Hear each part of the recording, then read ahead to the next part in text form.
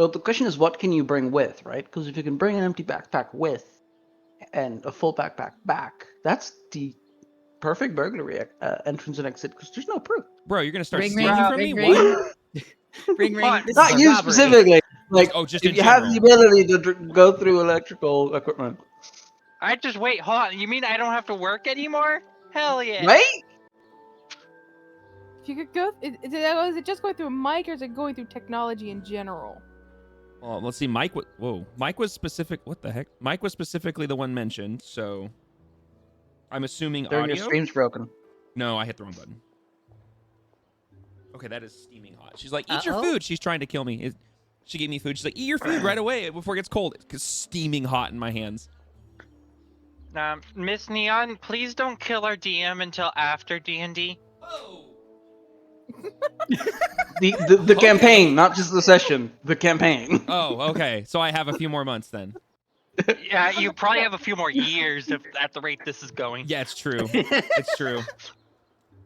You say that like that's a bad thing. I mean, it makes prep a lot easier. I sit down and do, a couple hours worth of prep, and it lasts me 3 months. It's pretty great. Listen, when the majority of the party is really good role players, the session takes forever. I was about to say, yeah, That's when the true. majority of the party comes from role playing, yeah. Well, players come from role play, and Foundry moves a little bit slower than in person, and we only play for about 3 hours at a time. Speaking of which, we need to get rolling. So, hello, welcome back. How is everybody? Hopefully everybody's good. Hello, viewers. Hello, chat. Hello, peoples. All the peoples. Wait, let me make sure is my sheet up to date? Oh, it is. I just was in the middle of typing a sentence. Okay, so prep is mostly done. Literally mid-sentence, I can still see the cursor blinking. Oh, okay. Well, that was close. Effort was made. Okay. Okay, I'm sorry, my brain literally just shut off. I'm already here. Hi, Rolling. Hello. Yes, you are here.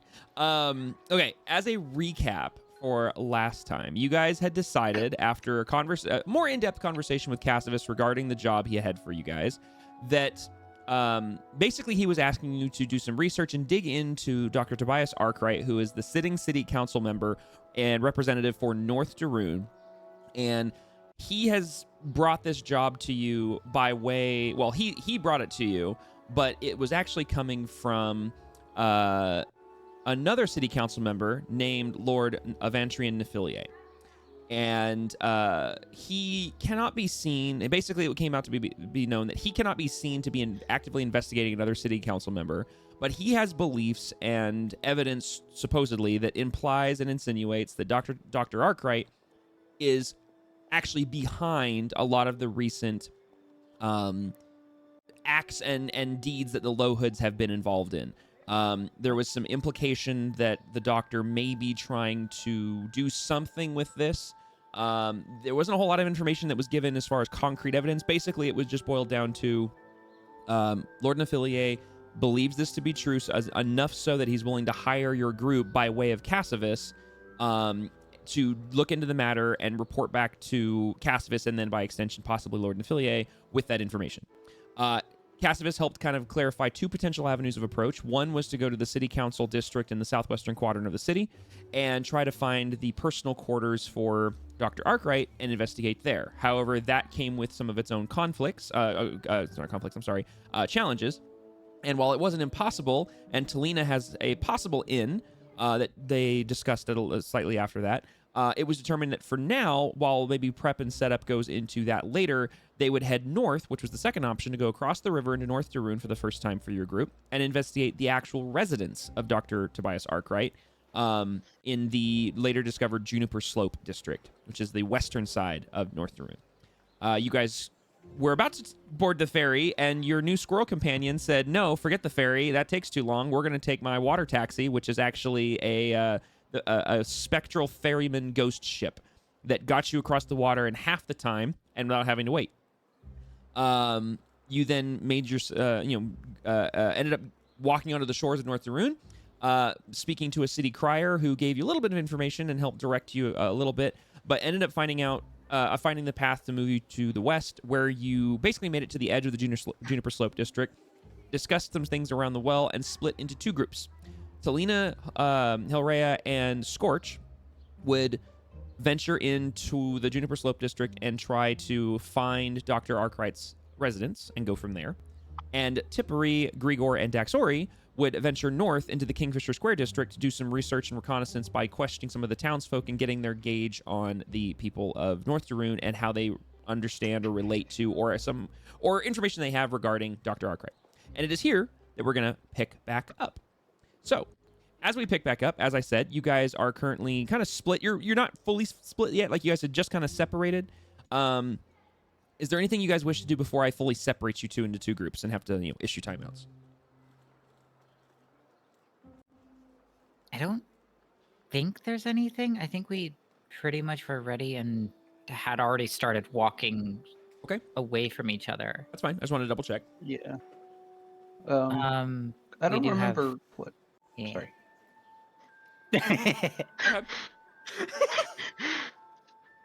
I'm giggling at our party chat.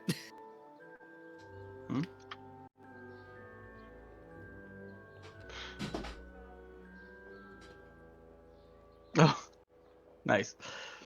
I was. She doesn't actually do that. She doesn't actually do it. Yeah. I just wanted to type that. That's funny.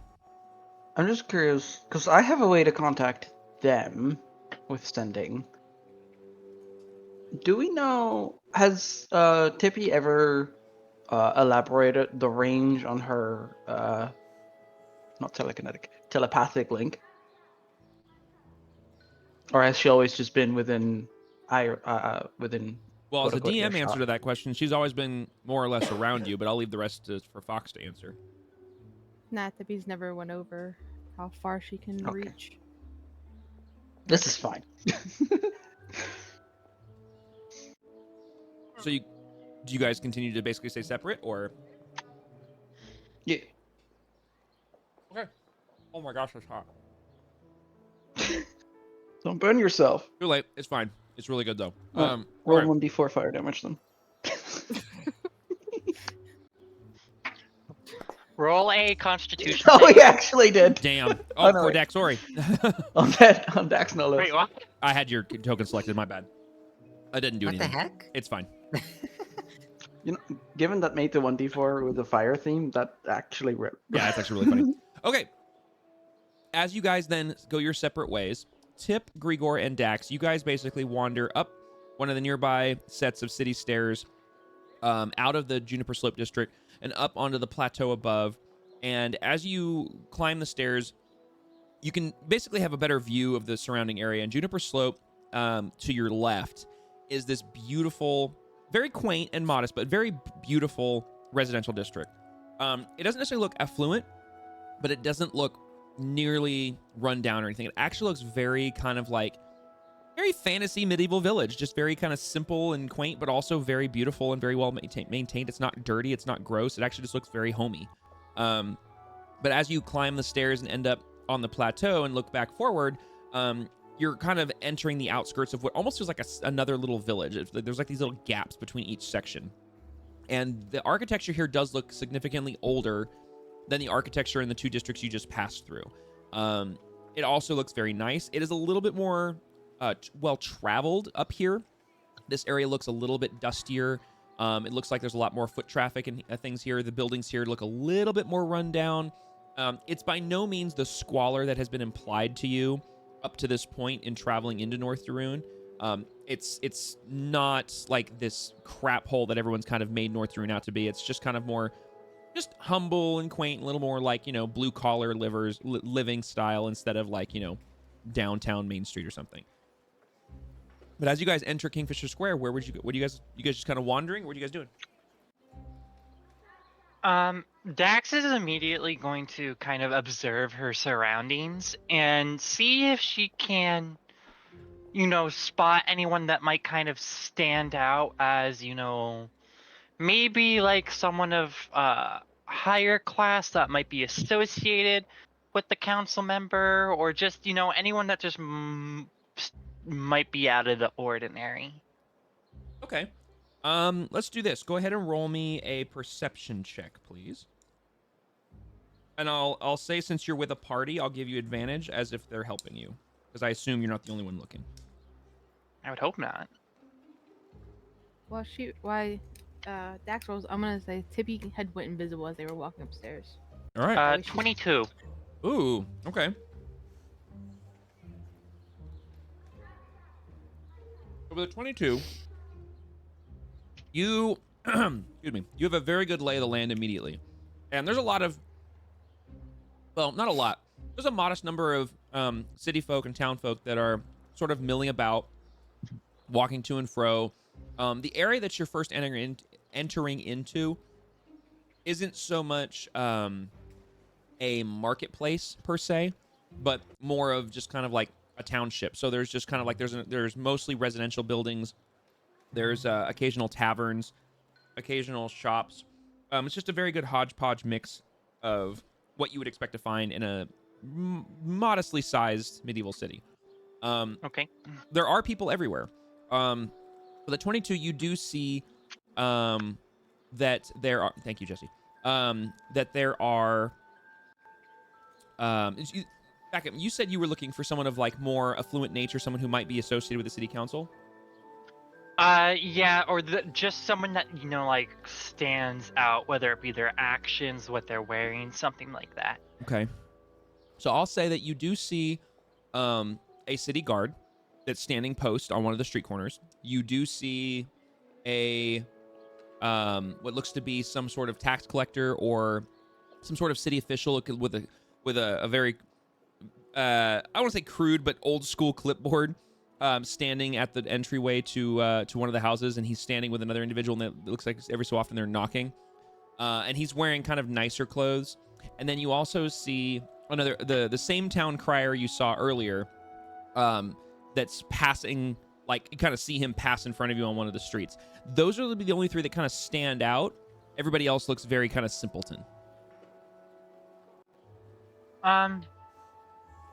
That guard that is stationed at the street corner, is he by himself, or does he have like a partner there with him? No, he is by himself. And I'll say with a 22 at the even at this distance, he looks kind of like he's a guard. He's dressed as a guard. He's got a weapon. He has a pike that he's kind of leaning against, kind of putting all his weight on. He is that guard that he's there just to kind of make a paycheck. He's not really like, it's very clear that he's not like on high alert.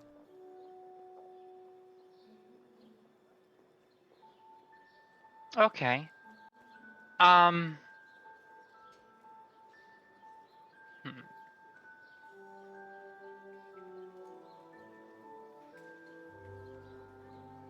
She would Dax is gonna kind of, you said Tippy had, vanished, right? Yeah. Okay.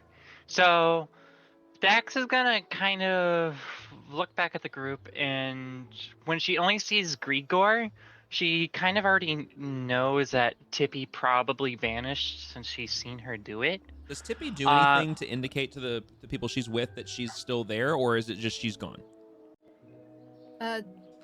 She would be closer to like in between them mostly, so her tail would. Dax would feel her tail brush against her occasionally, as it waves invisibly. All right, in that case, let's see. Dax, roll me a wisdom saving throw.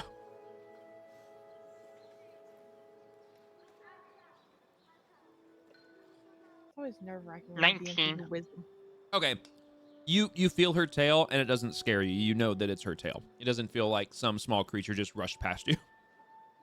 Okay. Dax, upon feeling Tippy's tail, would kind of like elbow Grigor kind of gently to get his attention, and she would kind of point her head towards the guard and be like, should we go try and liven up our friend's day over there? Maybe see if he's got something that he's willing to spill for some cash. Couldn't hurt.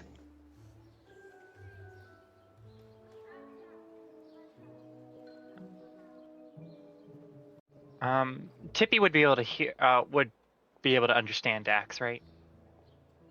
Yes, as long as it's in common or a language she knows.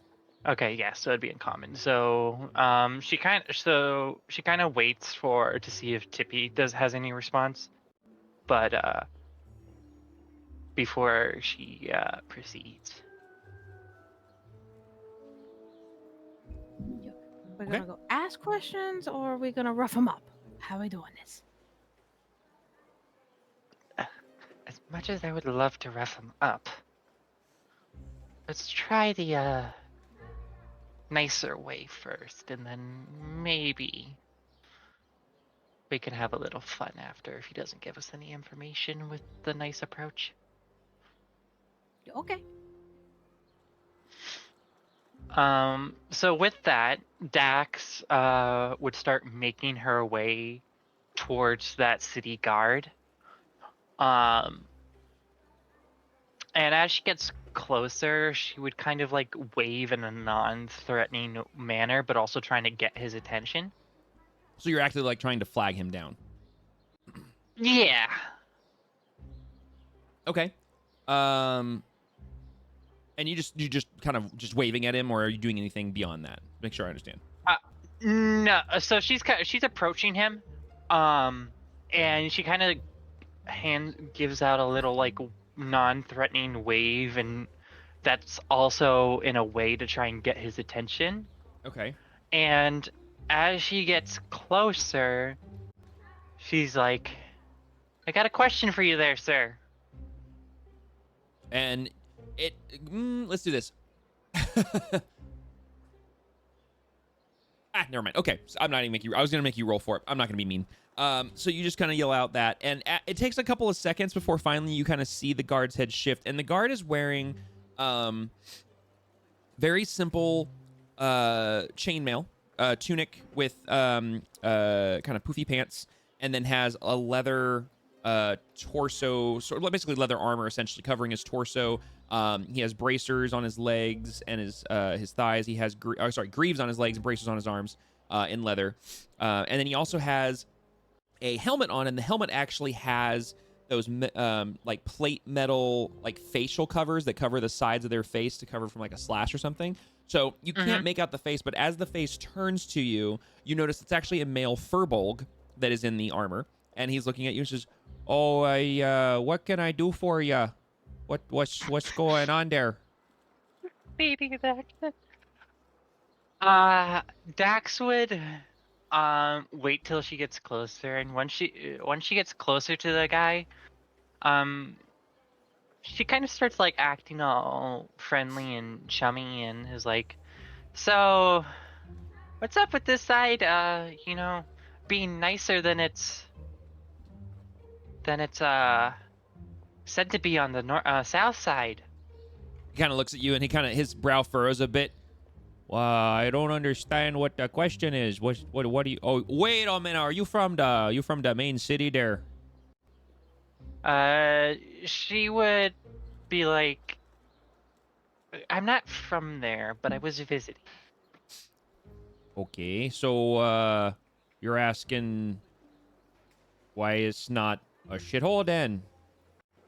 I'm asking, what's going on, because there seems to be some animosity between the main city and up here. Because when we were down in the main city, all we heard was people talking trash and how bad it is up here. Oh It yeah, doesn't look yeah. that bad.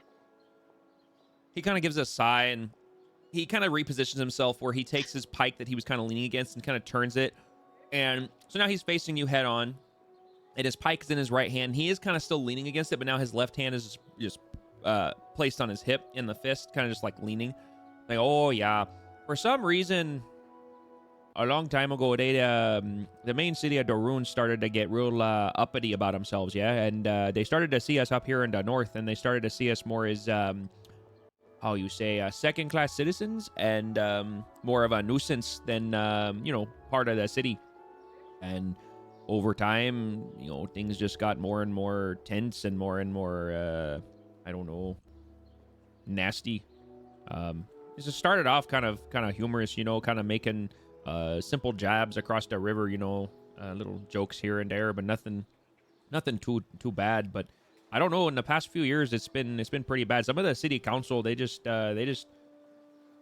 don't pass good laws for us. They make things harder for us. They make it harder. I mean, the ferries. You know how it costs 5 silver to get across the ferry? That used she would nod like she's pretending she understands that. it used to be free.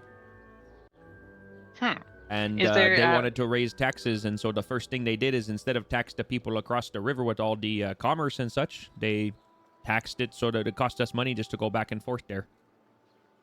Do you know if there's any reason why they're trying to make life so difficult up here? Like, who in the council mainly hates up here? Do you know?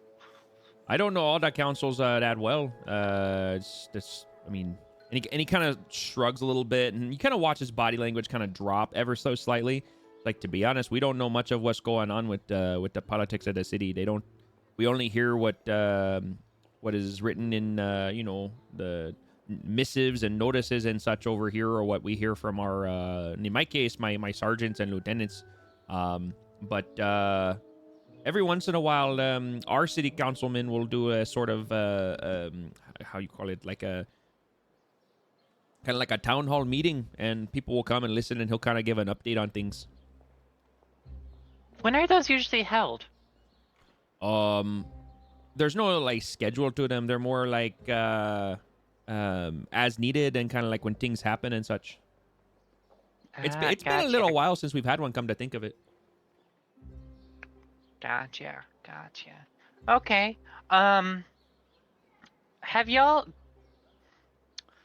Do y'all have a problem with low hoods up here too?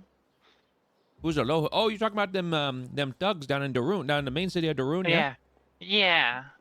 No, every once in a while, a couple will cross the river and get drunk in our pubs and things like that, but it's not too often they come over here and cause issues. That's mostly a South Darun sort of thing. Yeah. Y'all don't usually have issues with that type of group up here?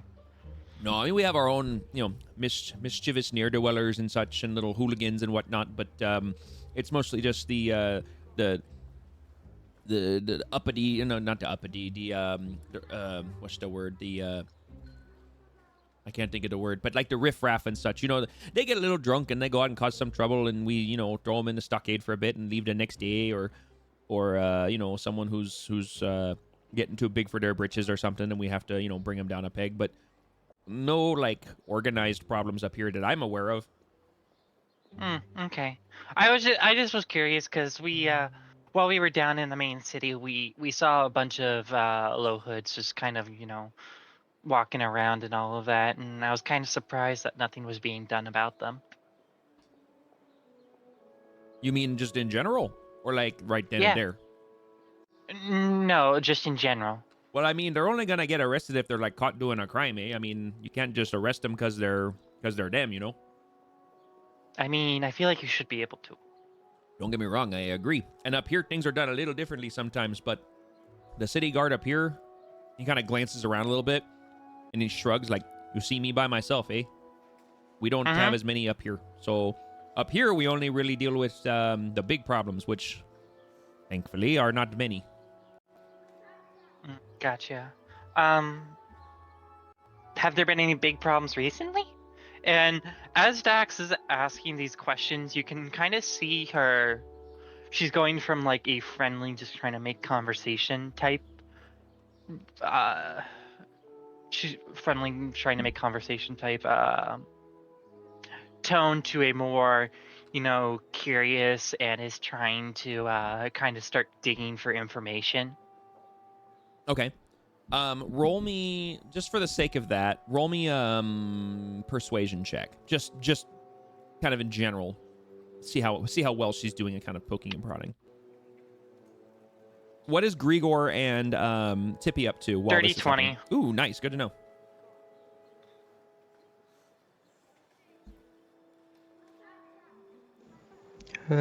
Grigor's staying like close by, but keeping a lookout in case anyone else catches his Okay. eye. While you're keeping a watch out, you do see those other two individuals that I pointed out earlier. They kind of look like some sort of city official like duo. And they're gone. As you'd seen when you kind of walked up, the door did open and they did disappear into the door. The other individual I mentioned, the town crier, you can now hear in the distance kind of murmured and muffled bellowing down the street somewhere, giving, announcements for the day. And the city, where you're at is the kind of the southwestern edge of this district before you hit the stairs. So you do see people that are like kind of making a beeline for the stairs to head down into the lower districts occasionally. But for the most part, you just kind of have like one or two people every so often kind of passing you. But everyone seems to be kind of giving you a kind of a decent berth. And you can very quickly assume without any sort of roll or anything that this is probably due to the fact that you're speaking to a guard. What is Tip doing? She's nearby Dax, who's listening. Okay. And watching out for people. Okay. So, as you ask him if there's been anything big as of late, he sits there and kind of glances up and does that thing where people scratch their chin while they're looking up trying to think. Well, there's been some issues I've been hearing about up north on the north side of the district, but I think the guard have handled something about caravans going missing or something, and we heard about the big sea serpent there on the river, but I believe that was down on the main part of Darun. I don't think that happened here. And then the city councilman's been away for a little while, but that's pretty normal. We haven't had one of those meetings in a while. Not really much of it. It's been pretty quiet up here, to be honest, except for the excuse me, keep burping. Except for the issues of just, tensions between us and main Darun. It does feel like it feels like we're becoming two separate cities. Instead of Darun and North Darun, it feels more like Darun and whatever the heck they make us out to be.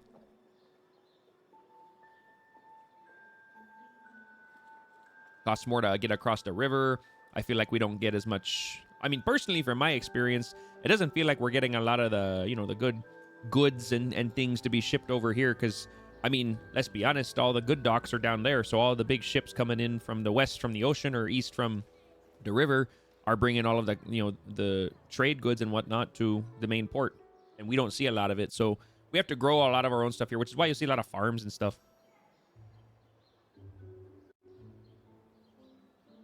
She would nod in like understanding, and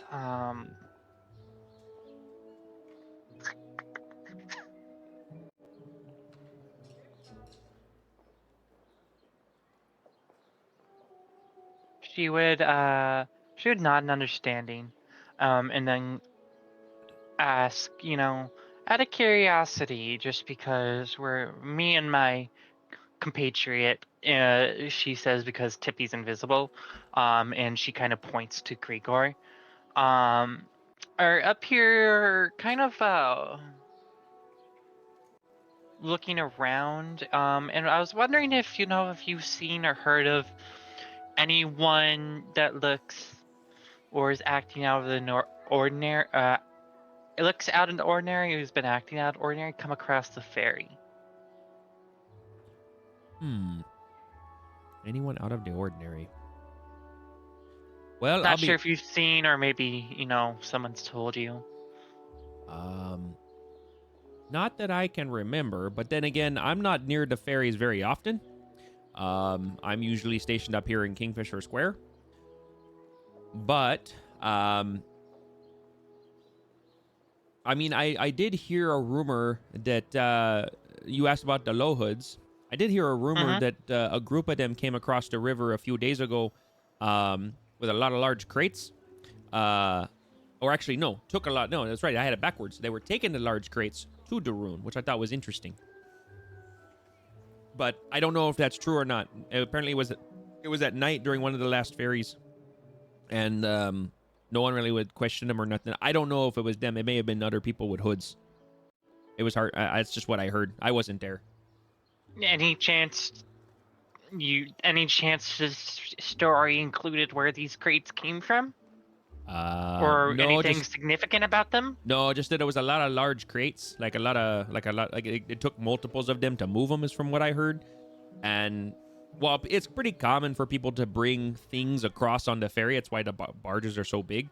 It is, it is common. It was just odd that if these were the low hoods, like what they were doing over here in the first place, and then like what they were moving and why they were moving so much of it, but not really sure. I gotcha. All right. Well, I appreciate your time, sir, and the information. Yeah, no problem there. What, and it kind of looks between you. What was your names, by the way, just in case I run into you again? Because I'm going to be honest, he looks to Grigor, says, you look pretty normal, but I'm going to be honest, you look very different. And that's not a bad thing. It's actually pretty cool. You kind of look awesome. But, like, I've never seen someone like you around before. She would kind of give a small chuckle at that, and be like, "My name is Thylero.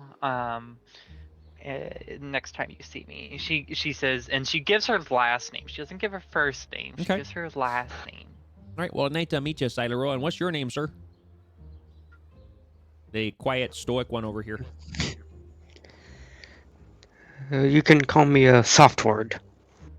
Okay, I hope everything's all right and you get better and you know more Softword. But it's nice to meet you, Mr. Softword.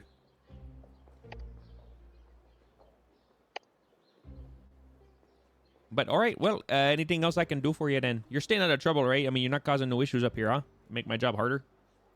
Oh no, absolutely not. If anything, we're here trying to make sure trouble doesn't happen. Interesting. And what are you on some sort of mission there?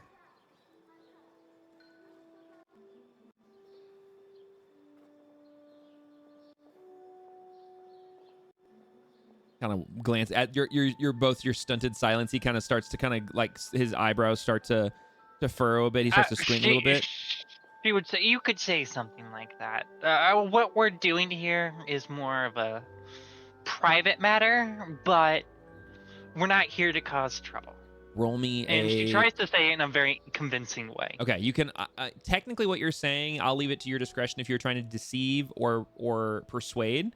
But give me one of those two rolls, and you don't have to tell me which if you don't want to. But and you just need to decide if you're persuading or if you're deceiving. She's deceiving. She's deceiving. Okay. 29. Damn, these rolls. Okay, well, I mean, so far you all seem okay, so I'll leave it there. But just be sure to stay out of trouble then, all right? And I'm gonna kind of glances around and says, I think it's about time I need to make my rounds anyways. So best of luck to ya, and enjoy North to Ruin then. And he kind of shifts his weight, shuffles all his stuff up, and then kind of he starts to wander down the street, kind of like almost towards the northeast away from you, and starts to go on what seems to be some sort of a patrol pattern. And while that is all happening, go ahead. So as he's walking away, and once he's kind of out of, distance, she kind of turns around and raises an eyebrow at Grigor. Mm-hmm. So low hoods moving big boxes when they're usually not up here. Wonder what that's about. Might be the boxes we found in the ruins under the city when we went to the mansion. It could be, but it could also be something else. I'm wondering where they got these boxes from. And as this is happening, we're going to go ahead and zoop over to the other group that's over down in Juniper Slope. Talina, Hellrea, and Scorch, you guys have been wandering through Juniper Slope. Are you guys doing anything in particular, looking for anything in particular, or are you just kind of wandering, hoping something happens? Like, what's the goal here? So, Hellrea's kind of following Talina, because I believe our goal was to go to Dr. Arkwright's manor and possibly make contact with someone there about actually taking the scheduled performance. Okay. Okay. And we had a bystander inform us that it was a gated house, so we're looking for whichever building looks big with some sort of the surrounding big gated parcel. Yeah. Okay. Go ahead. I was gonna say, as we're walking, I would like to have Helrea make some slight small talk to Telena, while also kind of looking around and looking for anything Sure. odd. So you guys are casually walking through the Juniper Slope district and meandering and checking out buildings and seeing if anything pops out at you that could be perceived as the Arkwright residence. Just out of the blue, the comments just kind of made as, looking basically whichever way direction, not necessarily at Telena. So how did you and your friends finally join up?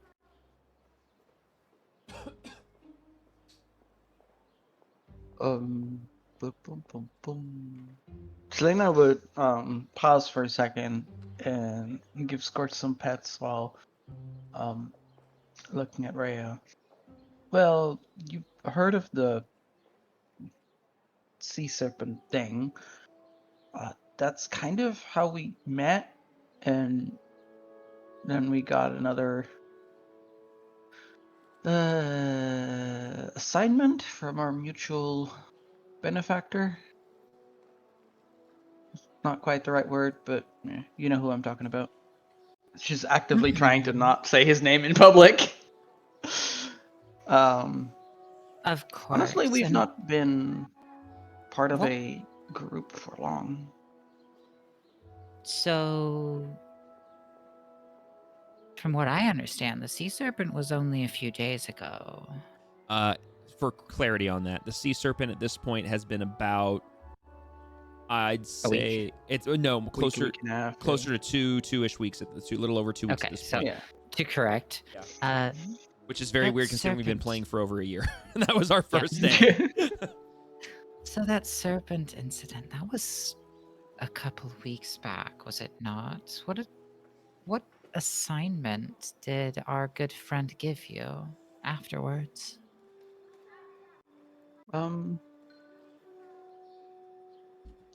Dear DM, on Mhm. the street we're on, can we see the coast? I'd say that Specifically, can we yes. can we see roughly that direction?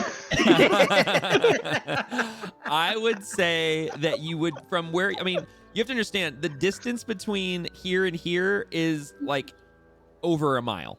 Right. So But for clarity's sake, is from where you're standing, yes, you can see the coast, like intermixed like behind trees and buildings and such. And you can hear kind of the river's movement a little bit, kind of off in the distance. And then, yeah, like occasionally you can you like get the right line of sight and you can see all the way across to the far distant coastline, which is like well over a mile, probably almost 2 miles across. You doubt how far Midwesterners can see miles in the distance. Oh no, I live here. Trust me, I get it. As a Dutchman, I can relate. It'd be So flat. she points at the rough direction where she thinks the mansion should be, the Low Hood mansion. Bing, bing, somewhere in And that she neck. goes, well, have you've heard of our latest escapade, right? The I do know that you Low Hood. dealt with, to be honest, some of my past associates with that building. Well, that.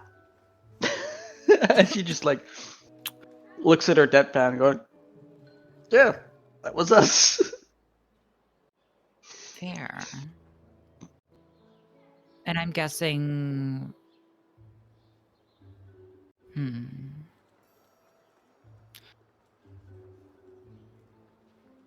I'm going to reverse that because I don't know what I was going to be guessing. Good talk. So then, given your stature with a couple of the taverns in the main city, you've been here a while, haven't you? Surprised we haven't No. met.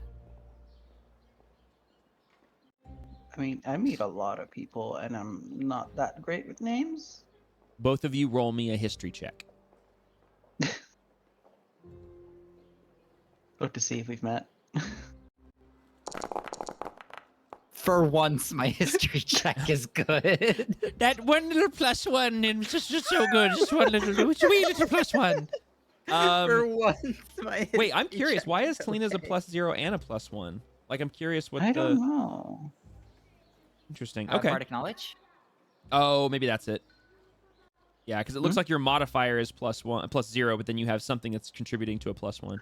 Oh, yeah, I'm half proficient, so I add half my proficiency modifier, round it Oh, down. okay. Gotcha. Cool. Just interesting. Okay. Oh wait, I- that's the +1. That's what I'm saying. The +0 is probably your standard modifier, which is, I assume, probably 0. Yeah. Because history is based on intelligence, and because you have a +0 from your intelligence, but because you're Yeah, half there you go. proficient, you get a +1. Yeah. So yeah. See, look at that. The DM's figuring out the math of D&D. All right, we're getting there. It only took me a year and a half, but we're getting there. Okay. So, I got to burp again. I guzzled a Pepsi and it's fighting back. All right. With a 20 and a 16. Talina, as you guys are kind of having this conversation about not really sure that you've met before, you kind of start to, like, you're doing that thing where you kind of go back, kind of flip through the Rolodex in your head and try to think back to previous moments and encounters or maybe paths they've crossed.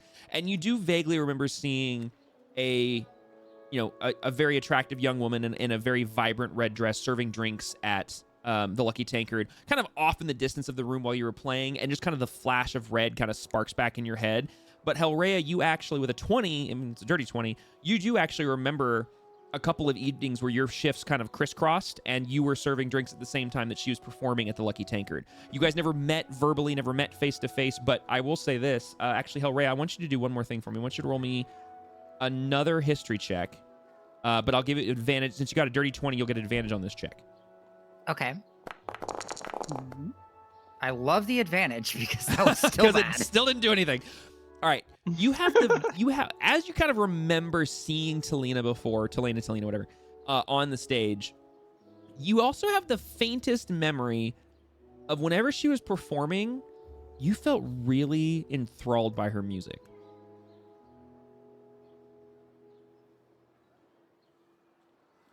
Writing notes. Give me a second.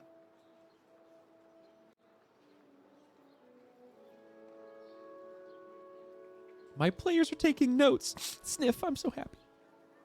I'm taking notes for Helrea's sake. Okay, what she knows. And, I mean, I tried to. I take This is notes, something I just was explaining not to all my of them on in-person. paper. I was explaining to my in-person game. I'm like, because it was the first few sessions, I kept like dropping stuff, and nobody was taking notes. I went, okay, guys, there are going to be times things are going to be re-referenced. I am not going to remember your stuff for you. If you don't write it down and don't remember it, you're gonna miss a lot. In the next session, all 5 of them were taking notes. Like, it wasn't like they had a designated note taker. They all started taking notes.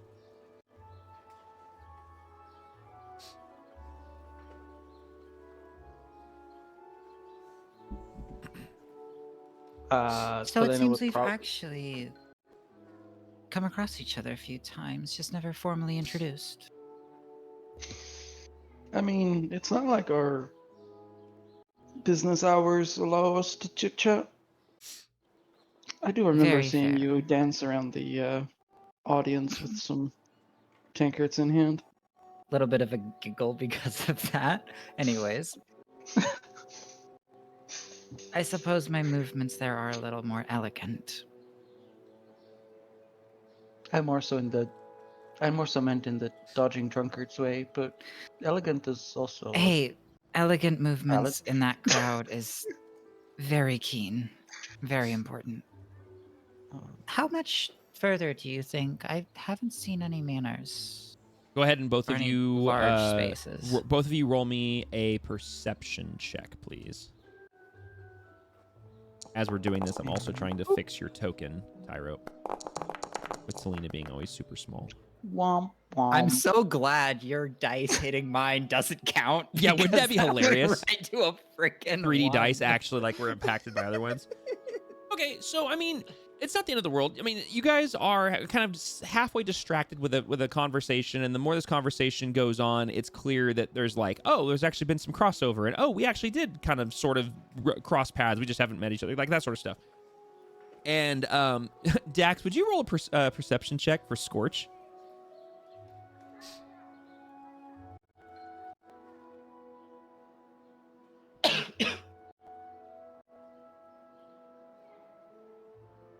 Um, I think is Shadow here. Just a D20, right? Yeah, D20, and I'll say for Doggo, he has a +3 to his perception. Is this a smell/hearing based one? Because then he has advantage. No, this is currently no. Currently no. With a +3, a dirty 20. Look at you. Okay, so you guys are having this conversation, and mid-conversation here, ruff, ruff, ruff, and Scorch is barking and looking in the direction of a building. Here's a question that I have for Dax out of character. Does Scorch have a lead? Or is it just a harness / the scarf thing? lead as in like a leash. Yeah, sorry. It's different. It's language changes. Yeah. Yeah, that's up to you. I mean, you just you've been working on his armor stuff, so it's up to you on what you want there to be, if there's a leash or not. No, he doesn't have a leash. He just kind of follows. Okay, there you go.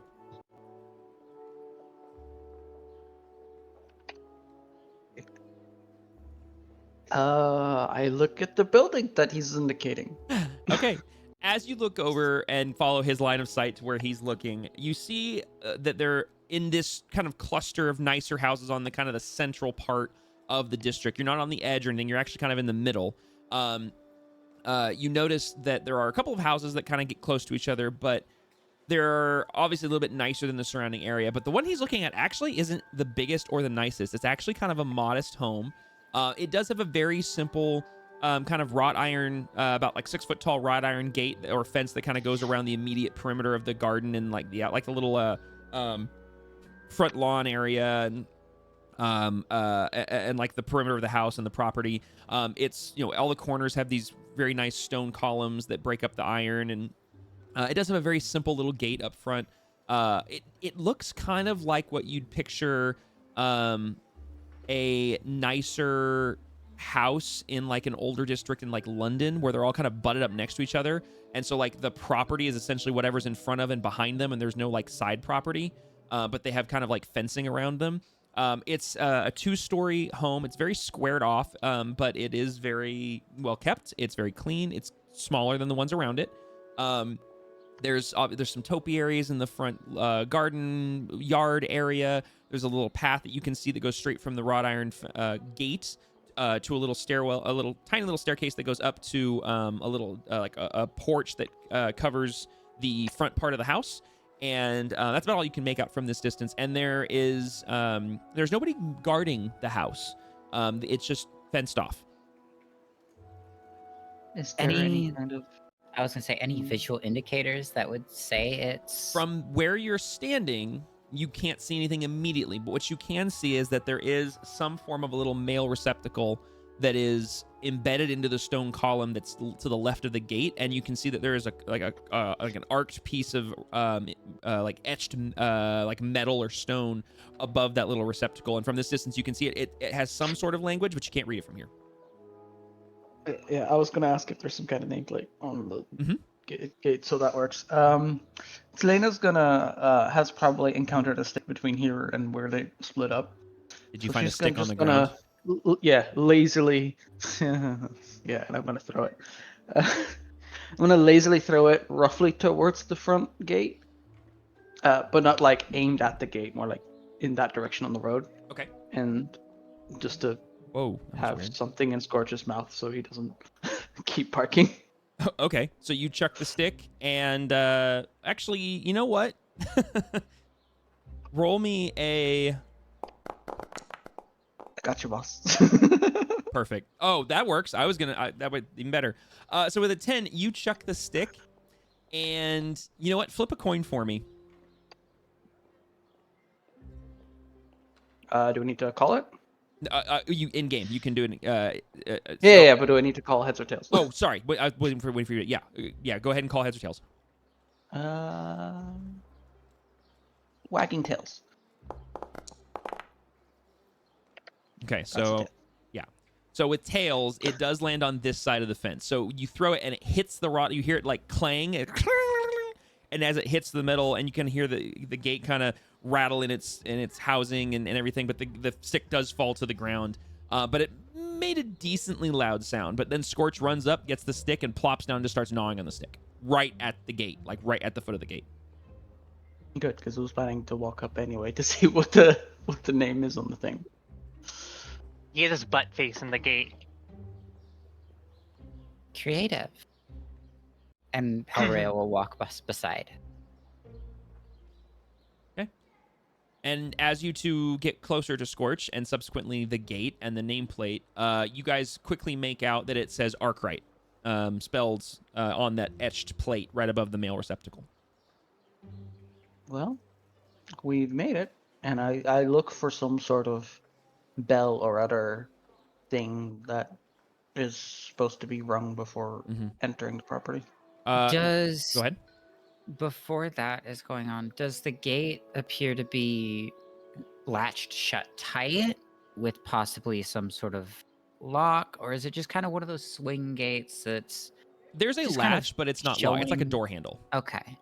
It's very clear that any person could come up and lift the latch, even from this side, like a handle essentially, and it would allow the gate to swing freely in either direction.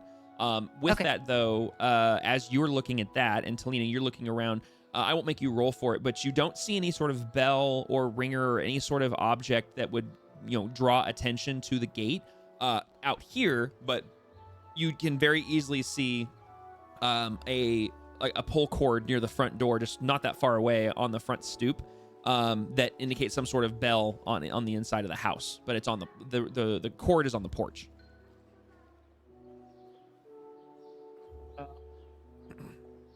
I This look at was- Rhea. This was in fact your plan. I might as well sit here with Scorch and wait for your signal.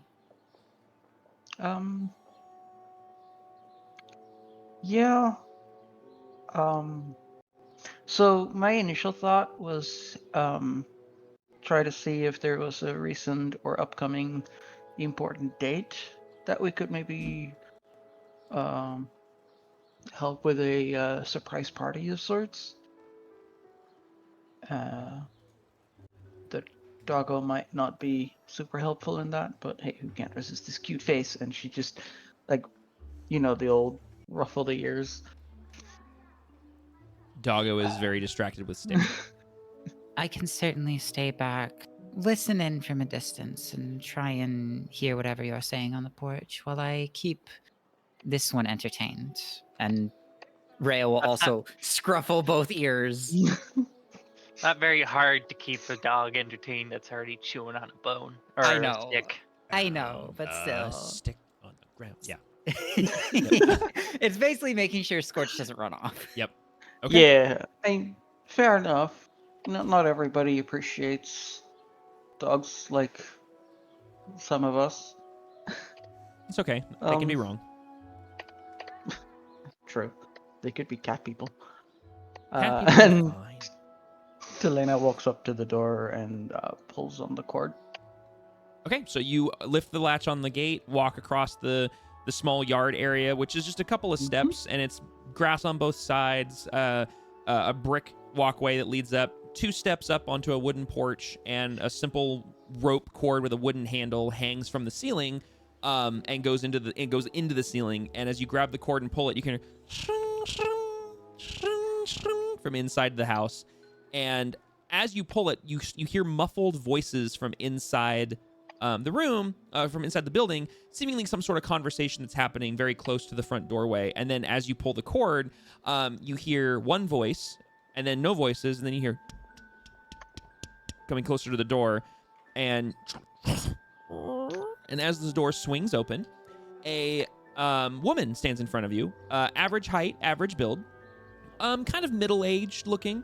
She, the funny thing is I have a photo of her, but it's on my laptop because I was prepping it today at work. But she's wearing very elegant looking clothes, but very modest looking clothes. So like I know it sounds kind of an oxymoron, but essentially she's very modest. Like it's not like fancy silk gowns. It's a very simple cloth dress, but the way she's styled it and carries herself comes off very regal and elegant for someone who is seemingly of kind of more modest means.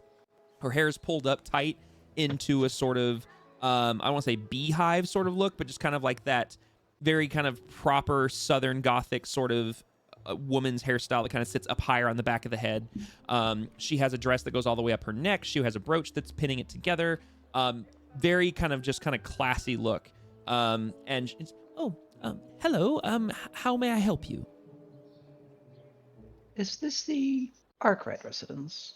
It is. I am the woman of the house, Mrs. Clara Montrose Arkwright. What can I do for you? Excuse me while I take notes. She watches as you start just writing and writing. No, that is out of character. Just- Clara, what Arkwright? Clara Montrose Arkwright. So common spelling for Clara, Clara. Montrose, Montrose, and then Arkwright, same as her husband. That makes sense given that she's Mrs. I know, right? Then Was that what happened, Uh, Bonhold? I need to see. Hold on, I need to see if I can deactivate AFK timer on this thing. Neon, you'd need to deactivate it server wide. Oh, okay, I'll do that later. The perception check was to be able to tune in to the conversation happening on the porch.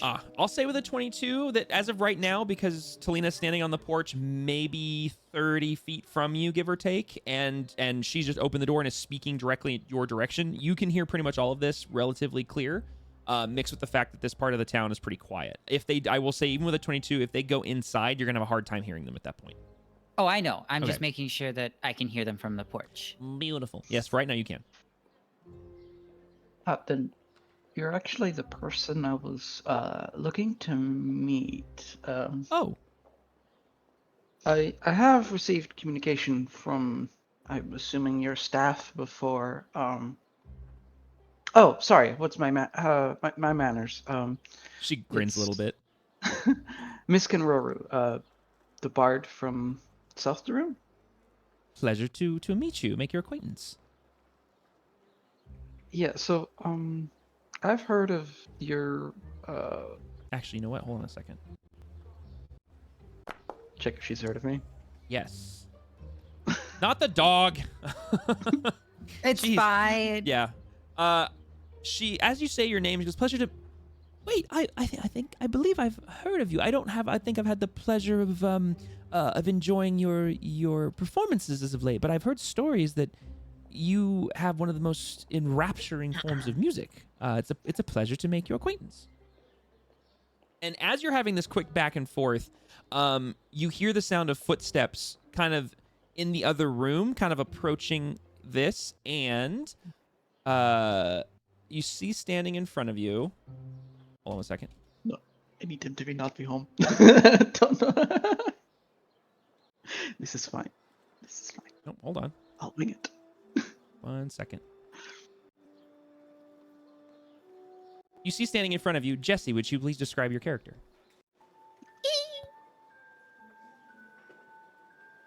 After I mute the stream so I don't hear myself, Yeah, so you hear yourself multiple times. which is terrible. My character is very clearly a tiefling due to the two horns sticking out, as you would expect. She has light kind of grayish skin, yellow, slightly glowing eyes, but normal human eyes, more or less. White hair. She's dressed in kind of blue. What you would guess is kind of maybe a temple robe, but it's been sort of modified in a way to. It looks more like a mix of a temple robe and a traveling gear, basically. I don't mean to interrupt too much. I think the piece is behind Talina's. The what are you talking about? He's fixed it. Oh Don't wait, worry he about it. fixed it. Never mind. I was delayed on stream. Never mind. Goodbye. Bye. And I can. Patience, good one. If I can find, I have a Patience. fun picture I can draw because I've spent too much time on this thing in Baldur's Gate.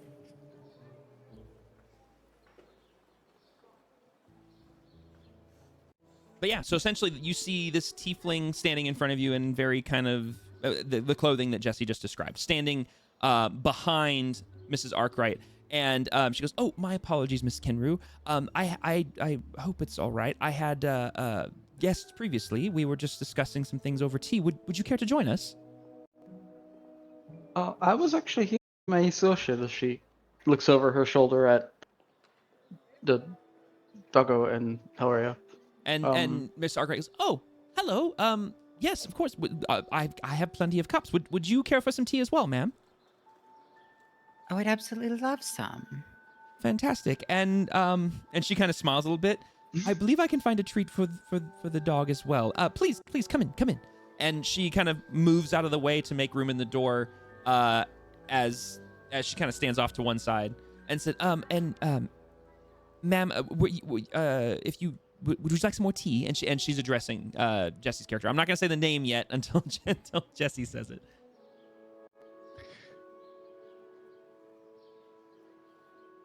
Nods kind of softly and goes, "Yes, please." Very well. If you all would take feel free to find a comfortable spot here in the sitting room, and I'll be right back with a fresh pot of tea. And she turns, and you hear her kind of walk off into the house, past a very simple little single wide stairwell, and she kind of disappears into the back of the house for a minute. Do the rest of you kind of enter the home at this point?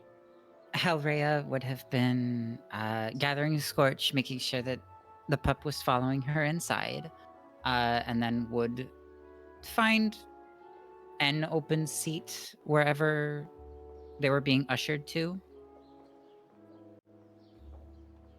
Yeah, Yeah. assuming that we're not being led to a specific room, Tony will just take a couple of steps in Mhm. towards the hallway so that the door can close behind her, but not Okay. any further. Yeah, as soon as you guys enter, the room that she kind of gestured to is immediately to the right of the doorway that you guys walked in. Basically, door opens immediately to the right. There's kind of a large opening. It's not even a door. It's just sort of a doorless doorway, and it's where this young tiefling just walked out from. And essentially, it's just this very kind of nice plush sitting space that has all these it has several sofas and large chairs with a kind of a large circular coffee table in the middle of the room and a fireplace on the back wall. And Jesse, your character has just come from there, so this is you were just sitting in this room not several moments ago. And for clarity's sake, you've been here for maybe 10 minutes. You just got here. Oh, okay. Yeah. This is gonna be just a thing, but as we're entering, Helfreya is taking note of any portraits or other things that may be of note around inside the building. Definitely not taking notes for other things. Uh-huh. Okay. Roll me anyone who's doing this. I'll give all three of you the opportunity, and I'll let Shadow, if you'd like, Scorch can do the same thing if you'd like the dog to perceive what's around him. But the three of you can roll perception checks as to what's in the surrounding space. If you No, wish. Scorch is just following Okay. with the stick still in his mouth. I figured. I was just checking. Giving the doggo the option. Telena's very Scorch busy could care less. in here monologuing to figure out what she's gonna say here. Okay.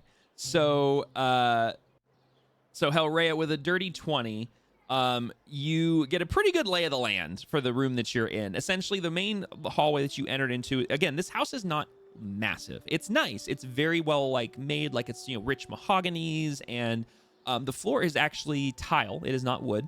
It is marble tiles that are kind of laid out. They're kind of a grayish tone, and there's sort of a nice ornate, not discernible pattern made of a turquoise looking color that's inlaid into them. The sitting room that you kind of spill into is carpeted, plush furniture. There's not an excessive amount of artwork on the walls. There's kind of the sporadic painting or portrait.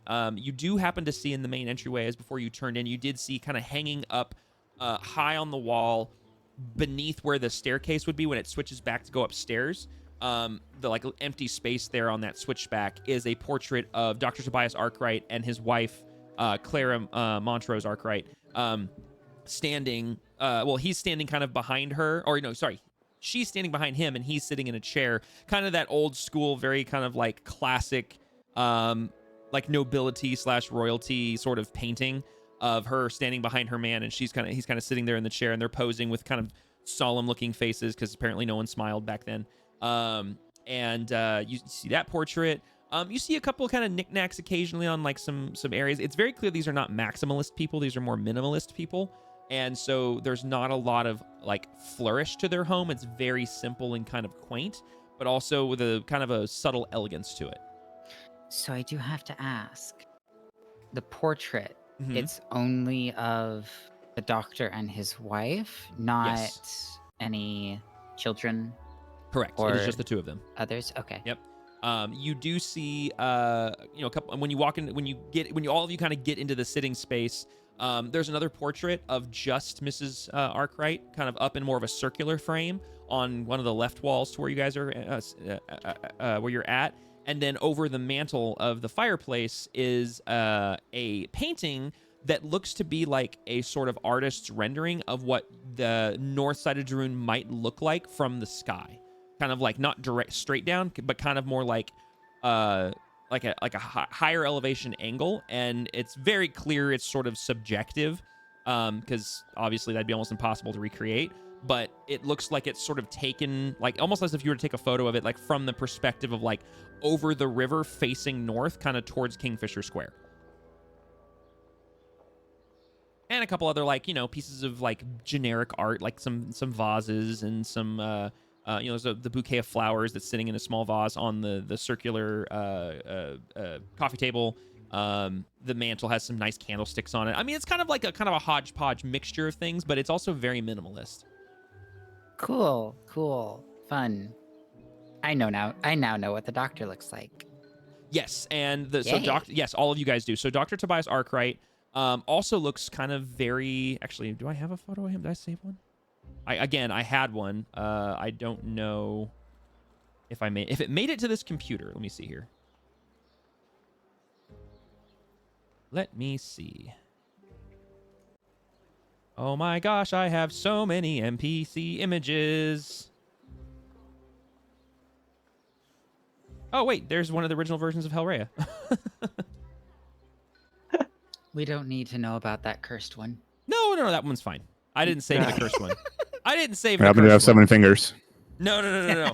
I do have a character in my in-person game that I brought up recently, and the art had way too many fingers. It was very broken. Okay, I'm not seeing it. So let me see here if it's in another folder. No, it's not. I don't have it. But basically, he's very simple looking. Essentially, he in the one of him sitting in the chair, he's wearing a green, like a green knit, like a green, kind of a knit green cardigan that's buttoned up, and it has a little like insignia kind of stitched onto the like the left breast of it. He's holding a smoking pipe tobacco, smoking tobacco pipe in one of his hands, in the pose with his other hand kind of crossed over, and then just very simple kind of brown trousers in the image. He has short brown hair that is well kind of groomed, and it comes down into a set of sideburns that then come down into a very simple, well-groomed beard and mustache, kind of similar to mine, but if the beard was to continue up the cheeks to the sideburns and up into the hair, like a full kind of connected facial hair setup. But it's all very well maintained and taken care of. And he also looks to be kind of middle-aged to slightly older. And he has very kind of kind, and both of them have very kind, warm brown eyes. They both have the same color eyes. Gotcha. So I do have one question. Mhm. In any of the portraits or any of the items around the current areas, is there anything that would remotely look like connection to any of the orgs that Hellraya may know of? Low hood or otherwise. Oh, orgs. I thought you said Org orcs, and I was with a like, G. Yeah, I was like, I'm wait, what? sorry, what? Sorry. Did I miss a Sorry. meeting? Okay, gotcha. Sorry. I will say wasted because you already did roll that 20. I'll say based on that roll, you don't see anything that immediately pops out at you as relation to any one group. I will say, however, and I'll even say that, did Talina roll anything? Because I see Jesse's and I see Hellraya's. No, I didn't roll a You didn't. perception because Talina's too busy inner monologuing to Okay, so prepare she's her, clearly her distracted. speech. Okay. Yeah. I will say this, that both Hellraya and Jesse's character, you guys, even with the 17 and the 20, you guys do notice that there is a discolored spot on one of the walls. where some Mhm. sort of square painting should have been, and you notice that there's a dust circle on a hutch that is kind of, when you guys entered into the room, the immediate left, there was a little section of a wall as part of that like doorway area, and there was a hutch pressed up against it. As you see it, and when you enter the room, you could see it off to your left, kind of running perpendicular to you. And there's a dust circle on there that looks to be some sort of bowl, a vase, some sort of maybe pottery or something that is missing from that, whatever that is. So you do notice that there's two things that seem to be missing from the room, but you don't see anything, to answer your question, Melon, that immediately connects to any sort of organizations that you may or may not know. This is fine. As you guys are kind of quickly scanning the room, Jesse, these two people and a dog just kind of more or less introduced themselves into the room. You did overhear Miss Kenru introduce herself as she entered the home. Huh? Ken Roru. Oh, Ken Roru. Sorry, Ken Roru. Announce herself to Miss Arkwright, and that's when you kind of entered into the entryway. The other woman has not identified herself yet. You don't know who the dog is, and you've never. Well, actually, you know what? We can roll for that. I've been here for a bit. Yep, roll me a history check. Yep, I forgot you've been here for a while. Okay. You have heard the name Ken Roru before. In various kind of like your like movements around the city, and you know it's in relation to some sort of bard, but that's the extent of your knowledge. You've never seen or heard her. You've never heard if it's a good bard. You've never heard if it's worth your time. You just heard the name before, and it does ring a bit of a bell. All right. But currently, you can hear Miss Arkwright away in another room.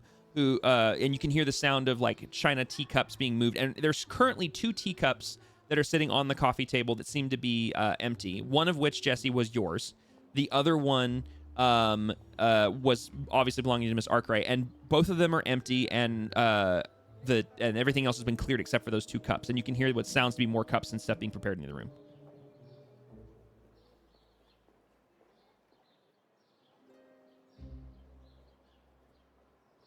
It is not my business to question her business, so Telena's just gonna keep inner monologuing to prepare her speech. Yeah. Halrea's going to find a spot to sit on one of the various pieces of furniture. Also, keeping Scorch close to her side, as in a way of like keeping tabs on the pup. Okay. And Scorch would be hesitant because he doesn't know you as well as he does everyone else. okay. I'm okay with this. Halrea's doing her best.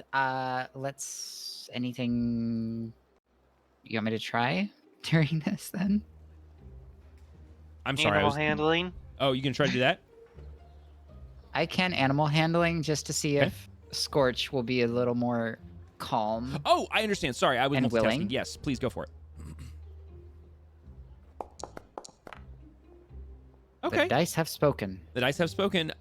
Scorch is a little apprehensive, I'd say. But I'd say for the most part, he is pretty obedient. He's following. He's more listening to you because he knows that Talina is here, and he's been chill with Talina. So it's kind of more like Talina by proxy. Also haven't given the pup any reason to hate me. Not yet. What do you mean not yet? Who knows? That's the DM buzz phrase. What do you mean? It's always not yet. So, Halrea did get a pretty high perception roll, but that doesn't mean that her looking around didn't go unnoticed. If you're wanting to, I kind of want to roll sleight of hand to see if, it was obvious or not. Well, it wouldn't necessarily be sleight of hand that you'd be moving around. It'd be more of, I would argue, stealth. Sleight of hand is if you're physically trying to do something with your hand. So if you're just kind of like trying to like nonchalantly perceive the room, go ahead and roll me a stealth check to see how well that was succeeded. Okay. It was about 50-50. I'd say with an 11, you guys all pretty much saw her scanning the room. It wasn't like she was like pulling out a magnifying glass with Scooby-Doo going, come on, kids, let's go ahead and investigate the room. It was more just like, it was more just kind of like, it was just kind of like, that curiosity kind of thing. Look. Yeah, that curiosity look of just kind of admiring the ambiance of the room per se. The mystery machine can wait. You didn't dig into it that much. I don't want the mystery machine. I don't think anybody wants the mystery machine in this scenario. That'd be really weird. Mystery machine just busts through the wall. Oh yeah. All right, Thanks, so- I hate it. Yeah, you're welcome. So as Mrs. Arkwright is prepping the tea, we're going to jump back over to Tip, Dax, and Grigor. You guys have just wrapped up your conversation with the guard, and he's kind of sauntered off on his patrol. What would you guys like to do? That is a very good question. That is an excellent question. Dax is going to look at Grigor and in the general direction she thinks Tippy's in and be like, so what do y'all have anyone you want to go talk to?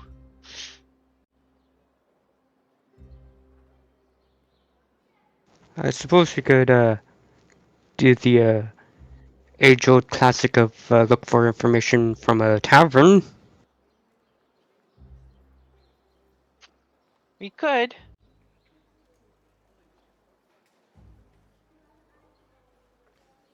So as you guys are standing there kind of going back and forth, Tippy, what are you doing as the two of them are talking? What exactly is Tippy up to? Tippy's looking at all the buildings, trying to figure out if there's one that looks more important than others. If that Okay. makes sense.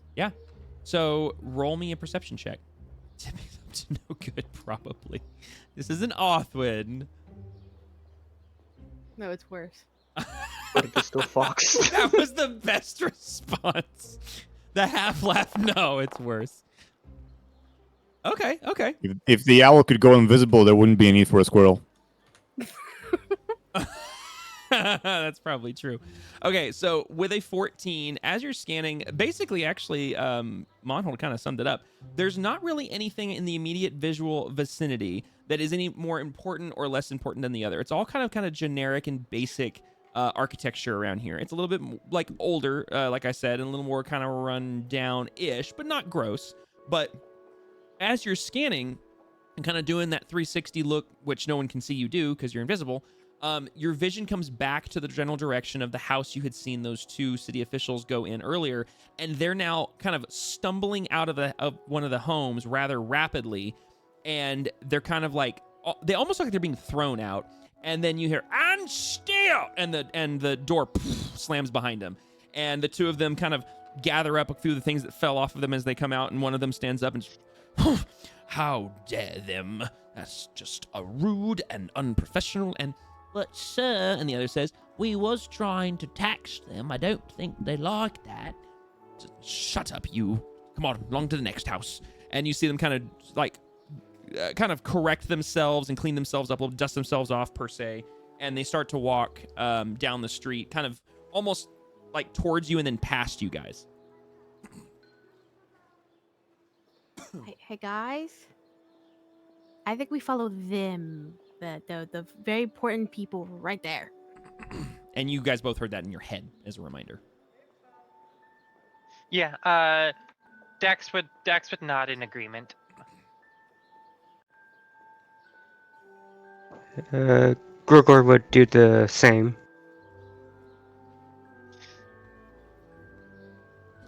I can follow them really close if I need to. They ain't gonna see me.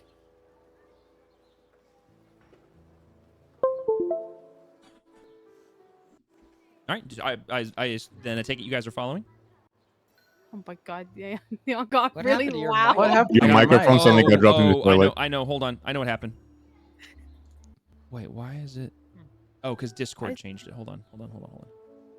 Sound like you went to a bathroom, a very echoey bathroom or a hallway. There we go. Better? Let me guess, it changed to your camera. It did. I just realized my camera wasn't plugged in, and so I plugged it back in, and it immediately grabbed the mic from my camera. Yes, Discord. Yeah, we love that. Hey, Yeah, I thankfully- found a new audio device. Would you like to use it? Yeah, exactly. It'd be a No, shame if thanks. someone just started using it. Yeah, no, I goofed. There There we go. Okay, sorry about that. I was just trying to. I saw it, and while you guys were chit chatting, I was just trying to make sure it got taken care of. Okay, but so I take it based on that, you guys do follow. Yes. Okay. All right. So you guys start following. Are you guys like trying to tail them from like a distance? Are you guys like trying to be more nonchalant? Like are you guys tailing or are you following? There is a difference. Since Dax is, tall and kind of stands out, she would try and be like more discreet about it. Okay. Is it the same for Grigor and for Tippy? Tippy's invisible. Oh well. Oh, Tippy's going right next to him practically. I keep forgetting. Okay, Tippy doesn't have a problem. Grigor, are you also trying to be more nonchalant with your following of these two? Yeah, nonchalant. Okay. So in that case, Dax and Grigor, go ahead and roll me stealth checks. Yep. Do this actually real quick. There we go. I'm not gonna make Tippy even roll a. Actually, you know what? I will make Tippy roll a stealth check, but I'm gonna say at advantage, and obviously the DC is gonna be different for Tippy because of being invisible. I got a 26. Ooh, okay. My nat 20 plus 6. Okay. Okay. So the 26, Dax, you are very accustomed to tailing people who you do not want to know you are following. So you are very skilled in moving from shadow to shadow, walking without making very little noise, keeping the appropriate amount of distance to almost overhear any conversation that may be had, but also keep a distance enough that you're not being spotted. Grigor, this is not your forte. So you're a little on the, I don't want to say clumsy side, but kind of like just not as finessed. And every so often you kind of bump into Dax or kind of bump into a wall or whatever. But I mean, so far no one's like noticing you or anything, but it's not the most stealthy. Tip, even with a 12, the 12 basically is like you are, every so often you're making sound from like movement, but you're not visually present, obviously. You guys follow them for, I'd say about a block or so, and they stop at a junction of two streets, and the taller one who has the clipboard kind of references the clipboard, flips a page, slides his finger down, taps it, and goes, this way. And the two of them go left down another side street. Do you continue to follow? Yes. Yeah. Okay. Grigor, I assume you're following as well? Yep. Okay, so you guys make the corner and follow them, and giving some distance to make sure that they don't, excuse me, to make sure that they don't spot you as soon as you come around the corner. By the time you kind of come around the corner and see them, they have now gone down another street to the right. So they kind of made a zigzag, and you just catch the tail end of them disappear into a street to the right, kind of up and away from you. It would be helpful that Tippy, as they turn, not just knowing how far back Dax and Grigor Mhm. is, telling them that they're turning certain directions. Okay, you want to do that? Okay, cool. All right. So you guys know they're making that left before they make it, and then, or right as they're making it, and then as they're making the right, Tippy is also letting you know to make that right. I assume you guys. And I assume you guys are gonna keep following unless you guys tell me you're not. No, keep following. Keep okay. following. So as they make the next turn, the two of you come around the corner, and Tip, you're like right at their feet, at their heels. And at one point, one of them reaches down and swats their leg, like they feel like a fly or something, and they go, "What is this thing on my ankle? He won't leave me alone." And then you realize your tail is accidentally rubbing up against his leg. Yeah, she's gonna move her tail back behind her, so it's like kind of like a dog's tail is flat and like away from being curled away around her. Okay, sounds good. As you kind of readjust and he stops swatting his ankle, two of them are now stopped in front of another home, and big one checks the clipboard again, stops, and then and you sit there waiting. And it's about the time that they finish knocking and are waiting that the other two, Dax and Grigor, you guys have made it to that corner and glance around. Do you guys follow them into the street, or do you guys kind of wait on the corner and kind of glance around the corner? Dax is glancing around the corner.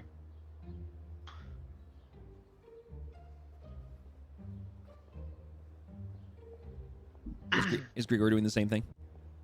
Yeah, Google's doing the same. Okay. Go ahead and roll me another stealth check, you two. Tip, you're good, because you're, again, invisible, and now you're not moving.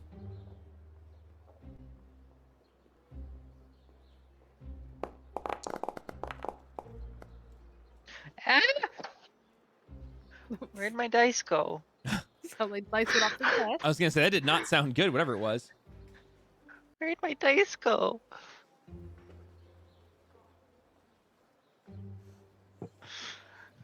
I need a dice tray really badly. You should get a clean bowl.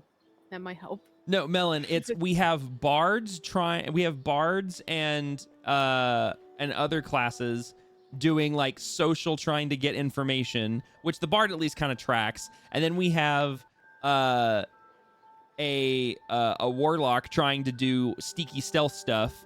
And then we it's like we got a lot of stuff going on right now. Tippy's a wizard. Sorry, wizard, not warlock. I keep doing that. Wizard. Excuse me, a wizard. I have a book, you know. There it is. I know. You have a very interesting book. Alright, I found my dice. It ended up behind my computer. Oh, jeez. Let me just grab this. My dice in the other room. Did it land? Nope, it landed sideways. So time to re-roll.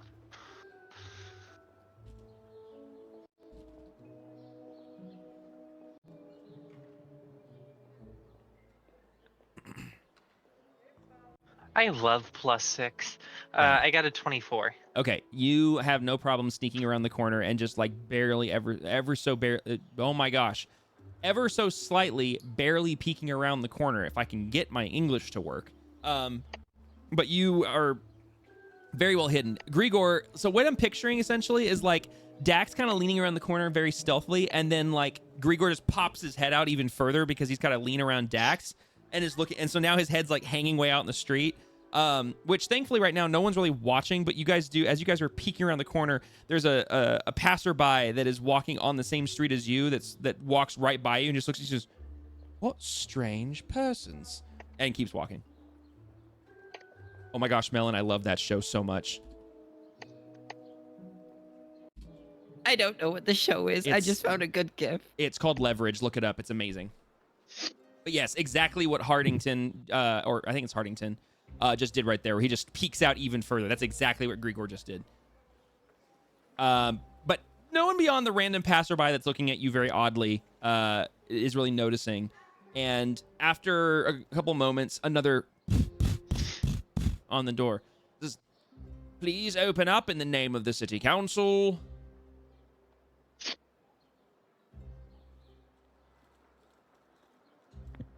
Quiet, nothing.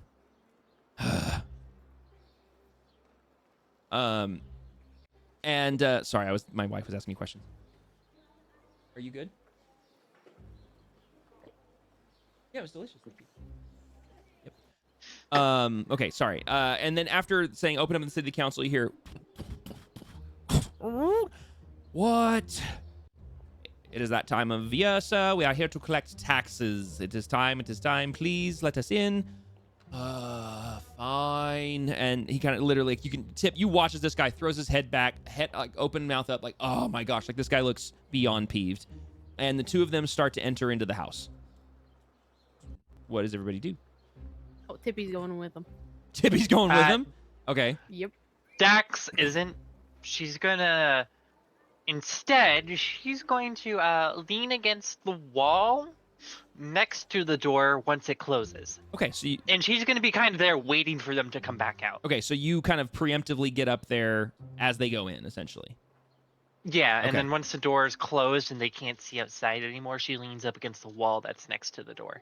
Okay. I'm gonna put you guys more likely, you're right about, more like there, kind of in the middle of the square. Okay, Grigor, did you follow Dax? Are you hanging back? What are you doing? Gurgur would be waiting on the opposite side of the door. Okay, so you guys are flanking the door. As the door shuts, you guys kind of position yourselves there. And Tippy, following them into the room, I mean, it's a very simple dwelling. It's a single story dwelling. You do see a ladder that goes up to what looks to be some sort of an open attic with like sort of a loft space. So it looks like maybe that they either have storage stuff up there or whatever. It's kind of one big large room. There's a very simple stone fireplace on one side, some very simple wooden furniture around a table. It looks to be some sort of kitchen area over in the corner. On the other side, you can see two doors to two different rooms, but it's very simple. And as the gentlemen enter, they all sit down at the table. The one who let them in, obviously some sort of homeowner, looks very unpleased with them being there and just stands with his arms crossed kind of in the kitchen area. And the two, the other two in kind of more lavish clothes sit down at the table, and the one with the tax pages kind of starts going through and says, yes, of course. So let's see here. According to our records, you owe this much. And he just literally just takes the clipboard and holds it up to him. And the guy's eyes get wide and says, oh, that's ridiculous. That can't be right. And says, well, here, check my math. And he hands it over to his friend, and his friend goes, well, that math adds up. That is what it looks like. Oh, this is ridiculous. And it's just a very simple conversation going back and forth. And I'll say the two on the outside, you do hear this, because there's not a lot of it's a very simple dwelling. There's not a lot going on here. And the gentleman walks into one of the other rooms, opens the door, closes it, disappears in the room, and you can hear the sound of shuffling. As this is happening, Tippy, are you kind of under the table, at their feet, in the room? What are you doing during this little encounter? They're sitting at the table still, right? Yes, yeah. The only the homeowner went? Yeah, the homeowner left the room, walked into the other room. The other two are still sitting at the table. Yeah, that idea went out the window. Shadow.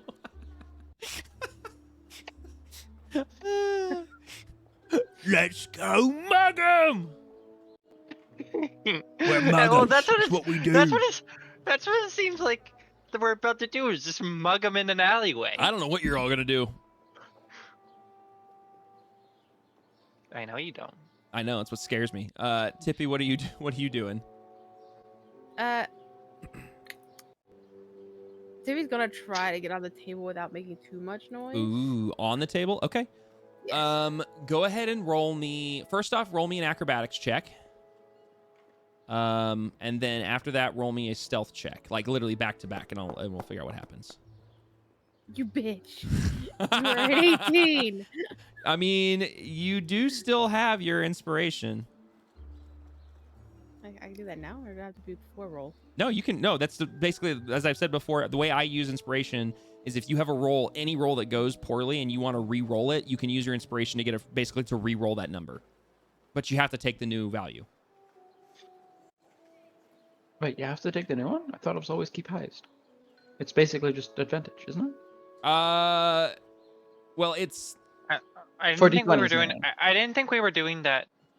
Yeah, you're right. I didn't think we were doing that the way that Neon was doing it. Yeah, no, it's not generic rules, because it's not just gives you advantage. Because you can technically, if you had an advantage roll and it flubbed, you could re-roll it with my rules, with the way I do inspiration. Ah, I see. You literally, it's basing off of the bennies system from Savage Worlds, which is you can collect bennies, and actually I'm really tempted to implement that for my games, where you could just accrue bennies and they reset every game, but bennies are literally allow you to just have a do-over of almost anything. So I use my inspiration, just re-roll acrobatics? Yeah, just toggle your inspiration on your sheet and then just re-roll your acrobatics roll. Well, that was a little better. I mean, it's better. It's better than the 5 you just rolled. And then stealth. And then stealth, after. yeah. That was worse. Actually, no, stealth you do get advantage on. I'm sorry, because you're invisible. My apologies. So you get to reroll that one. I was like, wait a second, I forgot you're invisible, so you're good. I keep trying to hit disadvantage. Well, okay. With it, I mean, technically you're just supposed to roll one more d20, not do an advantage roll. But it's fine. It's fine. It's fine. Okay, so with a 10 for the acrobatics, you try to kind of quickly jump off of one of the other chairs and clamber up onto the top of this table. And as you land on the other chair, you feel, and then try to spring off, you feel the chair move slightly, as well as your feet kind of slide a bit on the wood, and you almost miss the table, and you barely catch it with your two front paws, and are kind of swinging and trying to pull yourself up. And then you are successfully able to get yourself on the table, but almost a little bit, you almost fell. But with that, your stealth roll was so high that the chair that they're sitting there and they're kind of conversing quietly amongst themselves, and the chair just kind of moves, and the two of them just stop and go, "Did that chair just move?" Maybe. And they kind of just look at it, look at each other, look at it, look at each other. "Let's wrap this up quick, then, eh?" Yes, let's. And you're now on the table between them, and they both look kind of nervous, and you see kind of their eyes darting around the room like they're being watched or like something's going on. Is the clipboard on the table? It is on the table. I'm gonna look at it. Okay, you're gonna look at it. Okay. So basically, where you're at, you don't have to do much to position yourself to read it, and it is literally like some sort of census data. It's just a lot of names with a simple, very simplistic address, a check mark, and then a number associated next to it. And so basically, it goes. There's a checkbox. So from left to right, checkbox, name, address, amount owed, and then like a little notes section. And it's literally just like a spreadsheet essentially on a clipboard. It's just line items and everything. And you see some names are crossed off, lots of check marks, missing check marks. Some numbers you've seen have been scratched, and then another number has been written next to it. And then like you can see that the names are kind of organized alphabetically by district. And so currently the page is flipped to the Kingfisher Square district. And there's a couple of names that have been scratched out. There's a couple names that have had their numbers changed. And you can see the one that they're at on their list is old.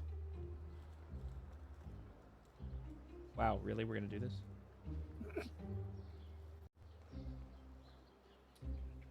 How fast can Neon type fantasy name generate? No, I have that up. I was trying to do something else. Thank you very much. So on the list, you see the name Marcus Colville. Marcus Colville is the name of the one that they're at. You can see obviously the address here in Kingfisher Square. And then next to it, you see the amount of 120 gold pieces. And then you see that it's been scratched out, and 130 has been written next to it, and there's no check mark.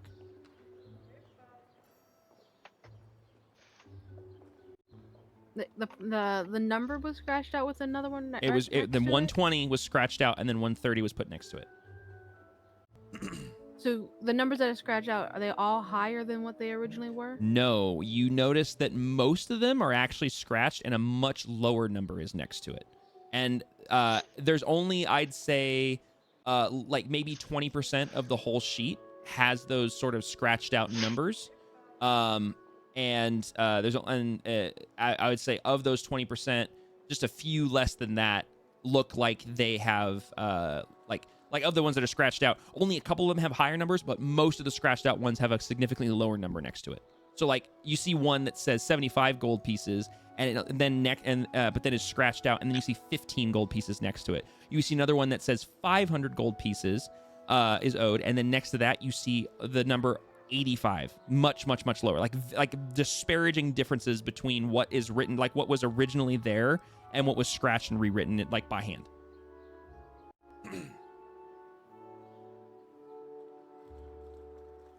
And this person that we're at is the one that won the 130 gold by his. Mm-hmm.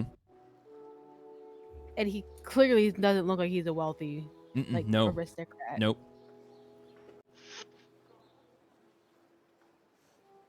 Daxter Grigger is gonna hear in their head, I don't know what they're doing, but their paperwork's really confusing. Dax is gonna kind of nod at that in understanding, like, after talking with the guard and then now this, she's like, okay, so something's fishy with these tax collectors here. Yeah, she'd be like, yeah, so this housework early in, this poor person owes 130 gold. Dax's mouth is gonna kind of like drop.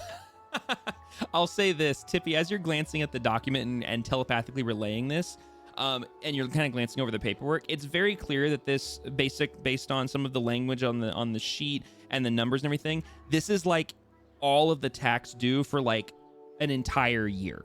This is not like a monthly thing or a weekly thing. Like it's literally like this is a year's worth of tax for this one individual. I think we need to really talk to these two people.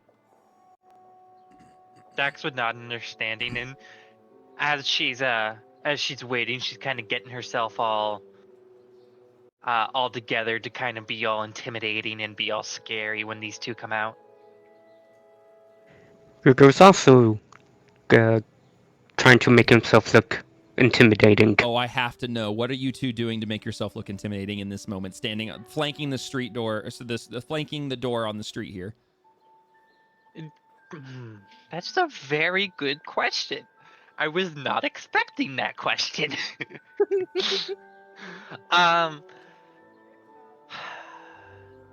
Dax would, from what it sounds like, they're taking advantage of him. So Dax would get angry, and when she gets angry, the flames in her hair kind of spark up a little bit more. So those are getting bigger, but then she's just changing her entire demeanor. Like with the guard, it was nice and friendly. You know, I'm gonna approach this in a positive attitude. She's changed that entirely to, I might kill you. Okay. Grigor, what are you doing? He's taking out his mace and is just like patting it on his hand. I'm sorry, he's what?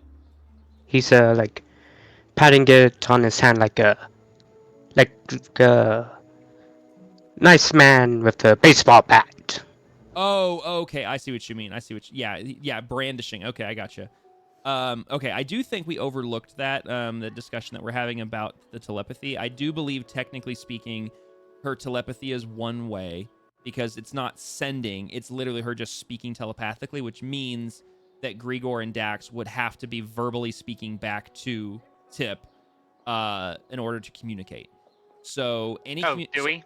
I believe so. I was reminded to me in the chat there that it is a one-way street from the telepathy because it's her way of speaking. She's not casting or using a sending spell. It's literally just her speaking to you telepathically. But because you guys can't speak telepathically, you guys can only speak verbally. You guys would have to audibly speak back to her. Now, I'm not going to say that you have been. We're going to go ahead and hand wave this one scenario here just because we've already kind of rolled forward a little bit. But we'll just need to be mindful of in the future. You guys can hear her and you can talk back and forth to each other all you want, but Tippy's only going to hear you if you verbally talk loud enough for her to hear. Okay. That said, Tyrup, I need your help on a ruling on this. Because she can speak telepathically, could it be reasonably assumed that she can hear their thoughts as they're talking? No, detect thoughts is a specific That's spell. right. Okay, then never mind. Yep. Okay. There you go then. Okay. Yeah, no. I needed to kind of think that one out a little bit because Yeah, sometimes you need to rubber telepathy. ducky a thing. It's fine. Yep. Okay, we're good. Okay, cool. So yeah, for now we're gonna hand wave this one scenario here. But moving forward, just remember that if she's speaking to you telepathically and you're not within audible or within like you're trying to be quiet, she's not gonna be able to hear you. Okay. That'll help balance out the telepathy that this overpowered character already has. Overpowered? Sure. Invisible character that can speak telepathically. Yeah, sure. Okay, they can just cast it at will. Yeah, it's totally not a broken character. It's fine. We're not gonna talk about the one I made. That's a No, that one's broken. That one's broken. That I character gotta is. remind you, dear game master, you approved this. I know. I'm not actually mad. I think it's hilarious, and thankfully, like, there's a lot of like little built-in things that balance it. But it's, Tippy doesn't use it in battle, if you've noticed. no, Just not shenanigans. yeah. It's just for shenanigans and for character flair. But no, you're fine. Thank you, Tyrope. Okay, so as you guys are kind of bracing yourselves outside the door and trying to look menacing and more like thugs by the sound of it, Tippy, you're kind of skimming this paperwork, and as that happens, you hear the door open and you watch as the homeowner walks in with a small little pouch of gold and sits down and says, "I'm gonna be honest, I don't have that much. This is as much as I can scrounge together." And the guy slides it over and opens it, and you see kind of his mouth move as he kind of like quickly skims through and fingers through the gold and says, "So this is about half, if that." And then you see the homeowner glance around the room. "What else do you want? You're bleeding me dry. This is the best I can do. If you guys in the South wouldn't tax us into oblivion, maybe this wouldn't be a problem." Very well, fine. We'll roll it over to next year. And he scribbles something down, and you watch as he scribbles on the thing, and you watch as he picks the clipboard up, and so that the homeowner can't see, and he scratches out 130 and writes in 110, but the gold he had was about half of the 130. So he basically just very quickly did some very dishonest math in front of you, where he was given about 65 gold, and he only accounted for 20 of it. Says, very well, we'll be here next year. Please make sure you have what is owed to the city. And he stands up, says, come along. Says, oh, right. Best of luck. And the two of them stand up and make their way to the door. And you watch the homeowner cross his arms, and you can watch him like bite the inside of his cheek and shake his head. And you can see his foot tapping. I mean, he's pissed, and he just oozes off of him. And the two of them start walking towards the door. Do you do anything before they make it to the door? She's gonna jump off the table. Okay. Okay, to make sure she keeps up with them. Okay. And she's gonna relay to Dax and Gregory, guys, these guys are really shady. I think they're skimming the people of their money by lying on the paperwork. And it's as that message is relayed, Dax, that you hear it, and then you hear the footsteps on the other side of the door, and you can hear someone grabbing the latch on the door and starting to open it. And it's there as the door starts to open. We're going to pan back over to the other group over in Juniper Slope. But before we do anything, let's go ahead and take a little bit of a break. If everyone wants to get something to drink, grab a snack, go to the restroom, what do you got to do? We're going to take a quick break right here, and we'll pick it back up here in Juniper Slope. Alrighty. Stretch your snackies, hydrate. Yep, all the things. I have been doing 2 of those 3. I will now walk around the room. Oh, wait, before I walk away from my computer, I have an important thing to do.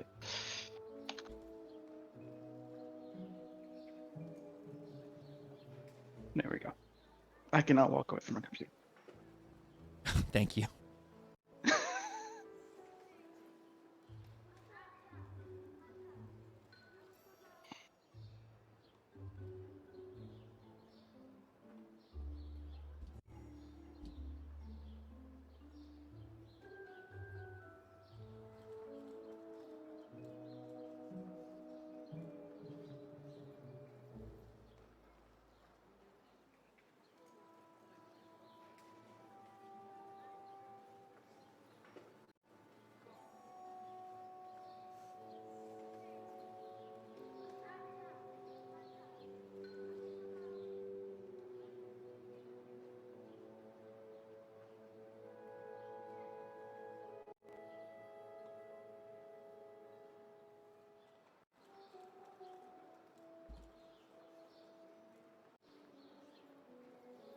I have to be very careful with hydrating. The only 2 things I have are coffee and burp water. Burp water? Yeah. Technically, it's called sparkling water, but it's the same thing. Oh, okay, fair enough. I believe we call it fizzy lifting drink if you watch Willy Wonka.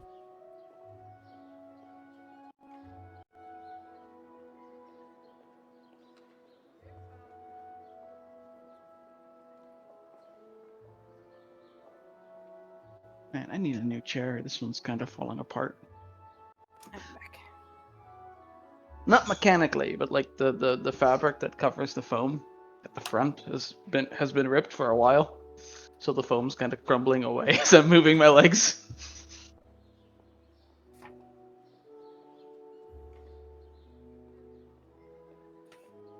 But the problem with finding a good chair is they're either shit or expensive. There is no in between.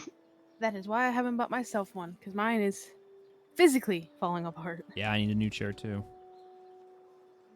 I have a recliner gaming chair that does not recline anymore. The sides are falling off. Bummer. Yeah, mine Yeah, is. it is.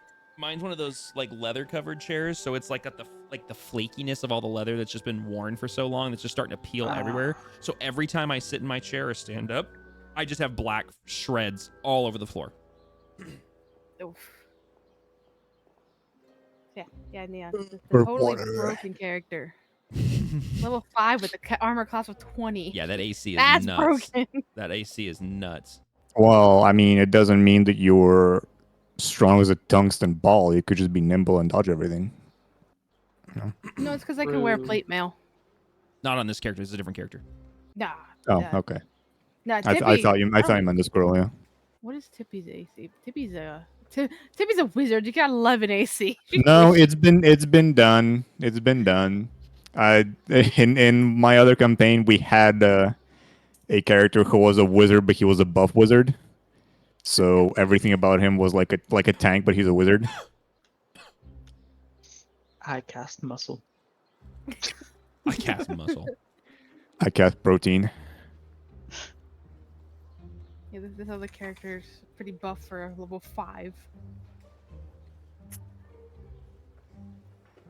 I mean, I know listen, it. some min-maxers can get there. Let's be honest. I mean, you can get 20 AC really easily at early levels as long as your DM allows you to wear full plate. Yep.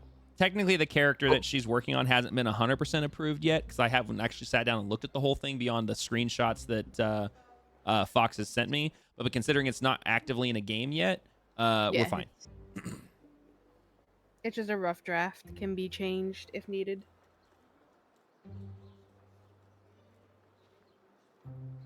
The only reason I put the plate mail is because she can wear it because it's a heavy armor now. And it makes sense for a dragon knight to wear plate mail. I return. Welcome Kinda. back. Dragon Knight Big Strong. Wear plate. I almost dropped my granola bar. Oh no, not the And you could eat it off the floor. It's a It was granola still bar. in They're a healthy anyway. wrapper. I just almost dropped it. I totally also haven't been drinking The a Monster 5-second this rule, you're entire fine. time. I got an ad for brand new sugar-free Red Bull, and I'm pretty sure sugar-free Red Bull has been a thing for It's been a around for a while. while. There's sugar free and It's then there's been a long time. absolute zero. Interestingly enough, I don't feel so good after the less sugar Red Bull, but I feel fine drinking the regular sugar Red Bull. Anyways, I do Dum Dum and drink Red Bull and Monster. No, Red Bull and Mountain Dew combined. how's that shocktail going for you? Hey, it wakes you. It As wakes long you as the it's not fuck Red Bull up. and Monster, you'd be like my brother. I've gotten tempted one time.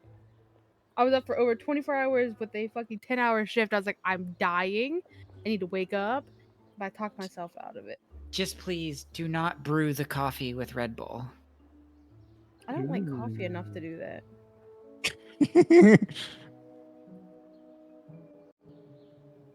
But it is tempting.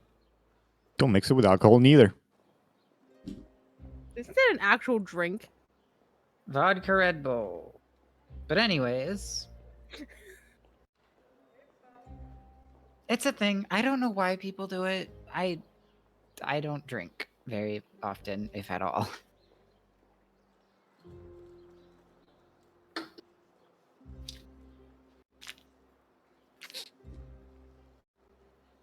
It's funny. I said, go get a drink, go hydrate, go stretch, and I'm sitting here feverishly taking notes and trying to like pre-plan for the next like hour of RP. In fact, I do actually need to run to the restroom real quick because I've been just typing. So Yeah. hang on one second. Go, go, go. Okay, it's my fault because I forgot to ask a very important question. Oh. Also, Jesse, welcome back to the fray. Very good to have you back. Hi, Yes. Welcome back to the chaos. I am here. I can promise you that my break was not the intentional switch to a hot female tiefling. It just kind of happened.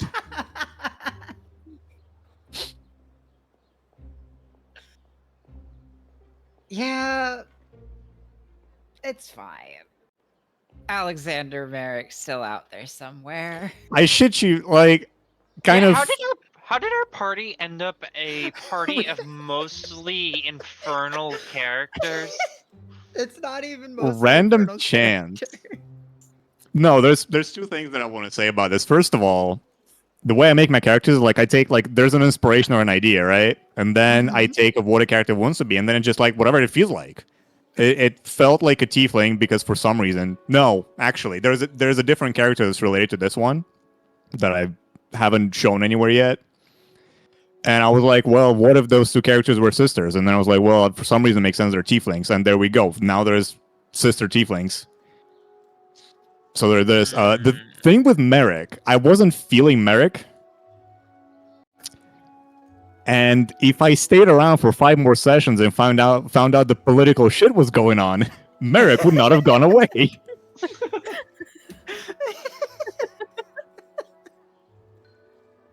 Because I was like, well, Merrick's more of like a manipulator character, and he wants to kind of gain power for himself. And then I was like, well, this campaign kind of seems like we're doing like do-gooder stuff and investigation. He's not really into it, so he fucked off. And look where we're at now.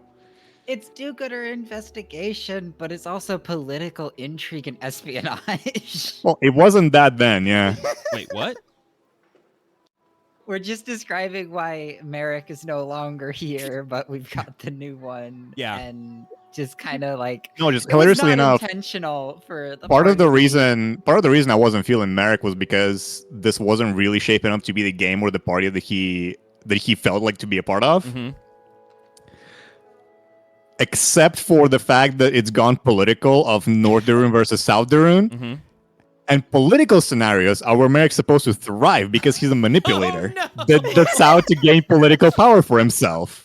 So if I stuck him around for 5 more sessions and found that out, or even 2 more sessions, then maybe he would have stayed.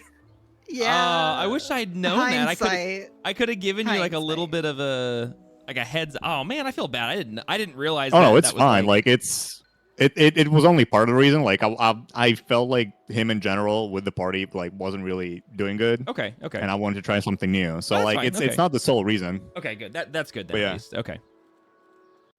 That's. But it was not funny, yeah. complete intentional nature to have half of the party be female tieflings. Yeah. I was No, it's saying not that even was a half, total bro. coincidence. Literally It's half the party. 5/6 of the party.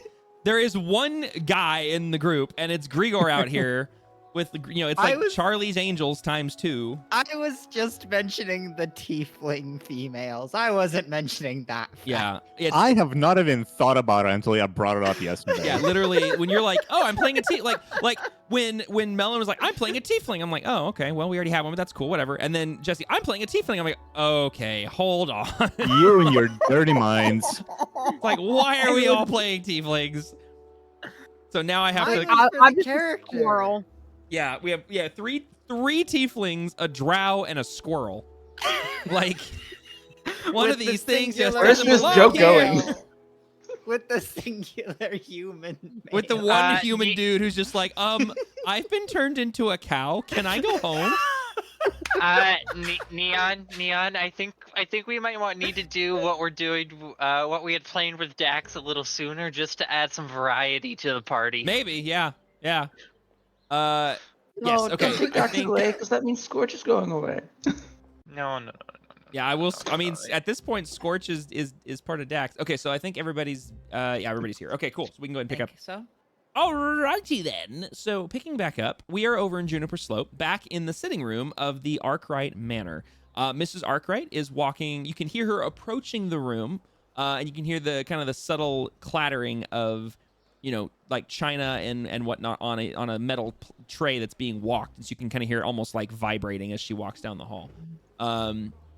Helraya, Talina, Scorch, and this new individual, this other female tiefling, are all in the sitting room around the circular coffee table. Does anyone do anything before Mrs. Arkwright enters the room with the tea? Hellraya's natural curiosity. We're sizing up the new person. Sizing up how? Getting a quick give me that glance, trying to just get surface level information of any like notable details without opening conversation just yet. Okay. Well, real quick, Jesse, can you give one more description of your character, both for myself as well as for them, just for a visual of what they look like?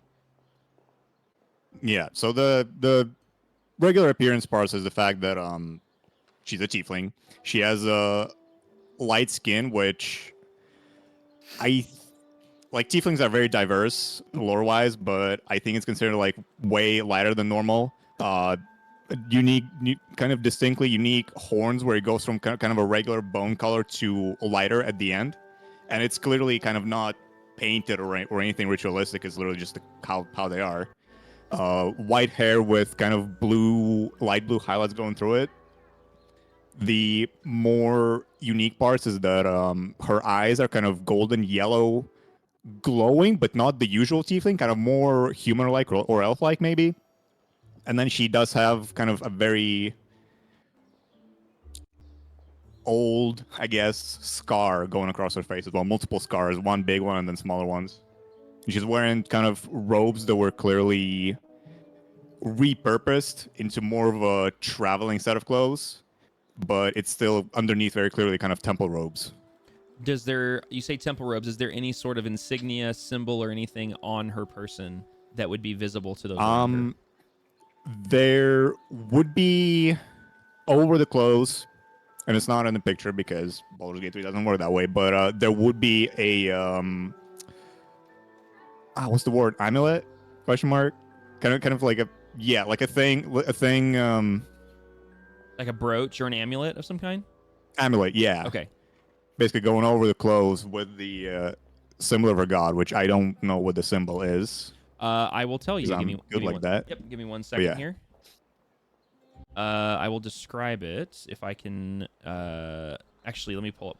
I gotta find a PDF because I have it. I just gotta pull it up. Give me a second here.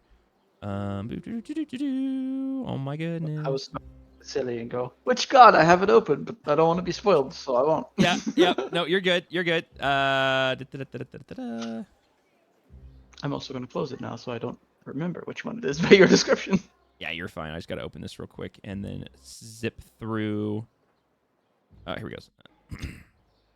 Oh, should Okay. have given you page number before. Oh, well. No, you're fine. So on her chest, or on the amulet that's kind of resting on her chest, you guys see what material would this amulet be made of, and then I'll describe what's on it. Silver, maybe. Silver. Okay, so a silver amulet, and then etched into it is the shape of. It looks like some kind of like a fire, or kind of like a sort of like lapping. I guess fire is the best way to put it. At the bottom, and then coming out of the fire is this sort of creature with hairy-like legs, and then the torso of a female like a female human, and then sprouting off where there'd be arms are these wings that then curl up and meet at a tip at the top, and then between the wings is actually inside the silver is a red gemstone, a perfectly circular red gemstone, and you guys both would have seen this symbol before, so let me roll a history check real quick from both of you, and you'll see if you recognize it. History or Religion? Actually, history or religion. History would be if you've seen it. Religion would be if you just know it. Because yeah, same for me. So yeah. So either way, I'm going with the religion check. that's fine. But I doubt there's gonna be any. Oh my god, the dice want me to know. I love the reaction. Like, I'm not gonna. Nope. Apparently, I just happen to know this. Okay. Yeah, when you have a +1, but you're rolling that 20. Yeah, exactly. So Hellraya, you recognize this symbol. Talina, you've seen this before, and you're like, I feel like I kind of know that one. And it's kind of seems familiar because you've definitely seen it around the temples. But Hellraya, you recognize this as the symbol of the Everlight. That makes sense. I did my best at describing it. That's a good description. For the record, I'm going to send you a screenshot real quick, Jesse, so you know what it looks like. Pauses in Basel for a second, but anyways. Pauses in I was like, wait, what? That's What? funny. I don't get it. Because Basil had a connection to the Everlight. Ah, okay. Yeah, fun Nice. fact there. Yeah. Gosh dang. No, wait, no. Basil's connection wasn't with the Everlight. I thought it was. No, it was with the Dawnfather? It was with the Everlight, as far as I'm aware. I thought it was the Stormlord or the Dawnfather. I'll have to go back and look at my notes, but it's moot right That's now. fine. No. Okay. I'm pretty sure we did that. Anyways, Moving on. Anyways, changing the subject. He's working a dock, so it doesn't matter anymore. Yeah, he's a fisherman. Yeah, it's fine. So yeah, so you guys, like Talina, you kind of recognize the symbol, but you can't quite place the deity. You know you've seen it around the temples. Hellraya, you recognize this as the symbol of the Everlight. And then it's about at the time this kind of happens that Mrs. Arkwright walks in with a tray of steaming hot pot of tea with several fresh cups that she then walks over and says, my apologies, here, and sets it down on the table and moves the cups around so that everybody has a cup in front of them. Goes, tell me when, and she goes around and pours you all tea until you indicate to stop, and then she, has the accoutrement there for like sugar and milk and stuff. Says, please help yourselves, whatever you need, and she sits down in her chair that's over kind of near the doorway, so her back is towards the door, like entryway of the room, and she's facing you guys like towards the fireplace, and she's holding her teacup in her hand. She glances around and says, well, Miss Kenru, it's a pleasure to have you here. Have you all met my guest here, Miss Kyria?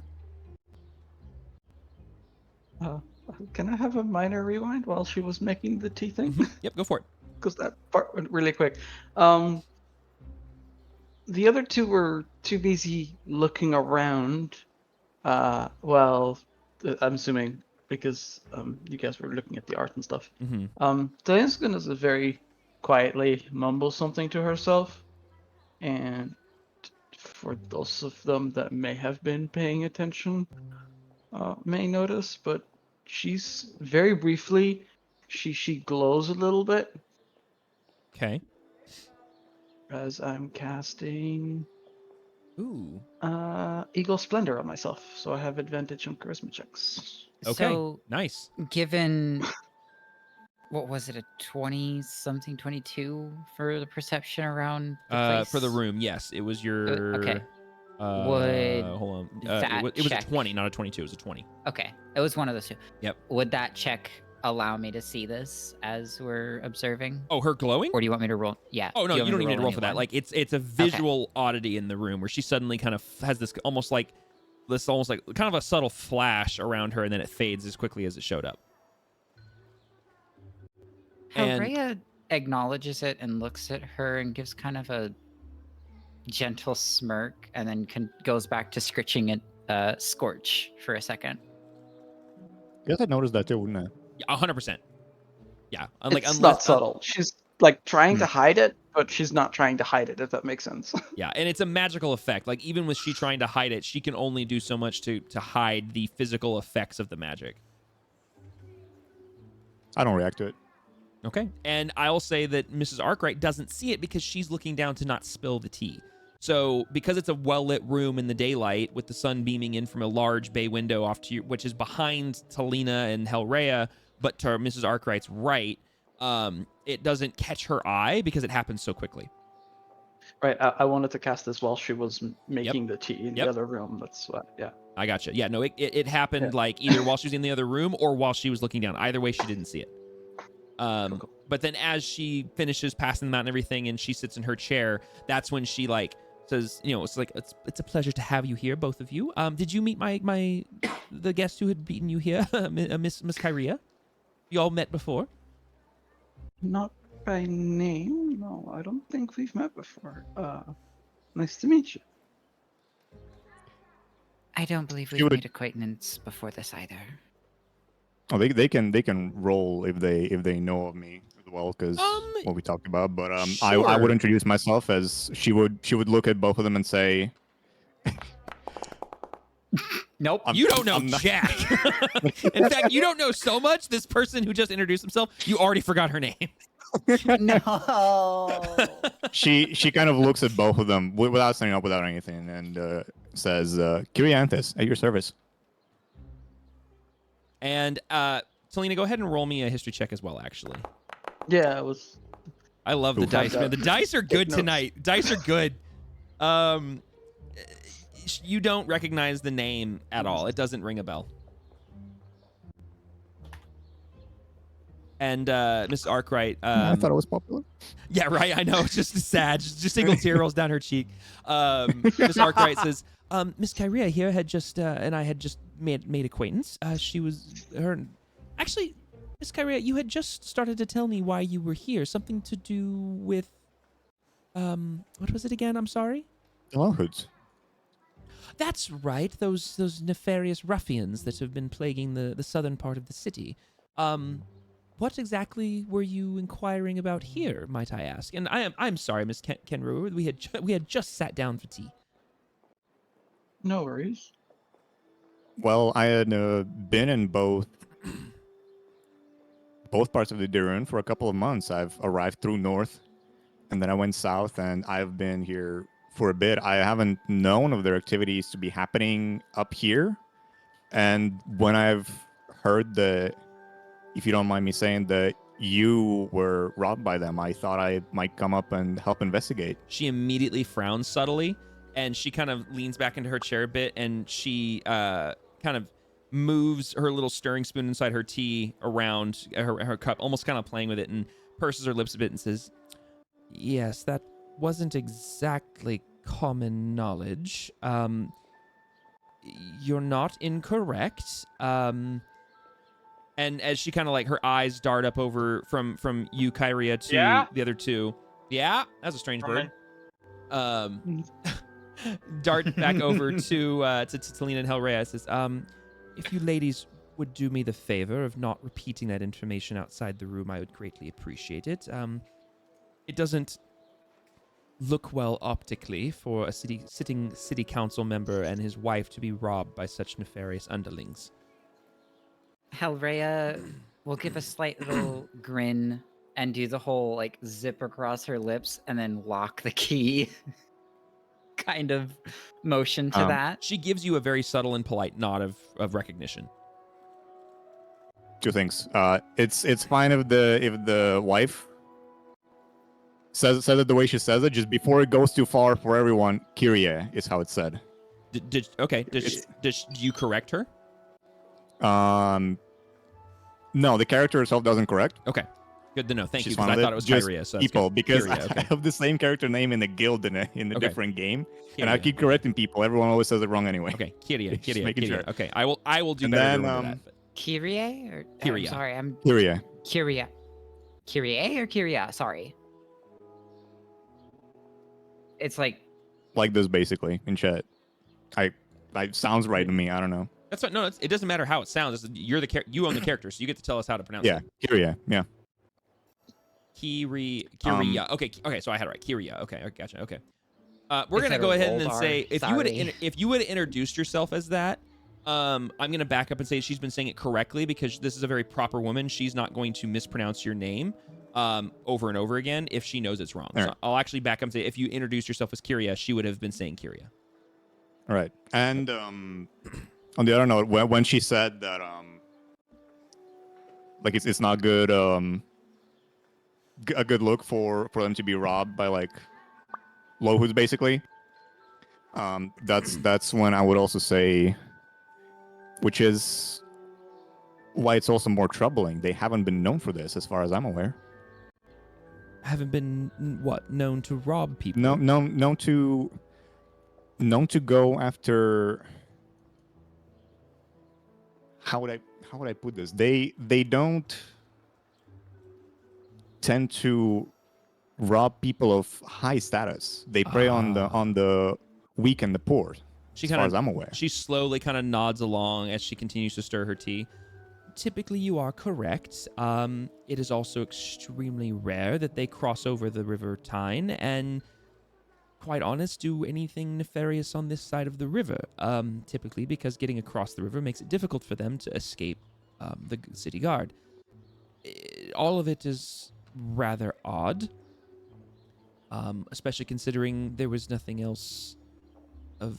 Basically, just the items were missing. There was nothing really of note of a break-in. The door was not, broken.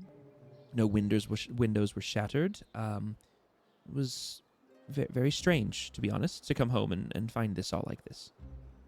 My husband was away on business at the time, and it was very troubling and, quite frankly, made me feel very unsafe in my own home.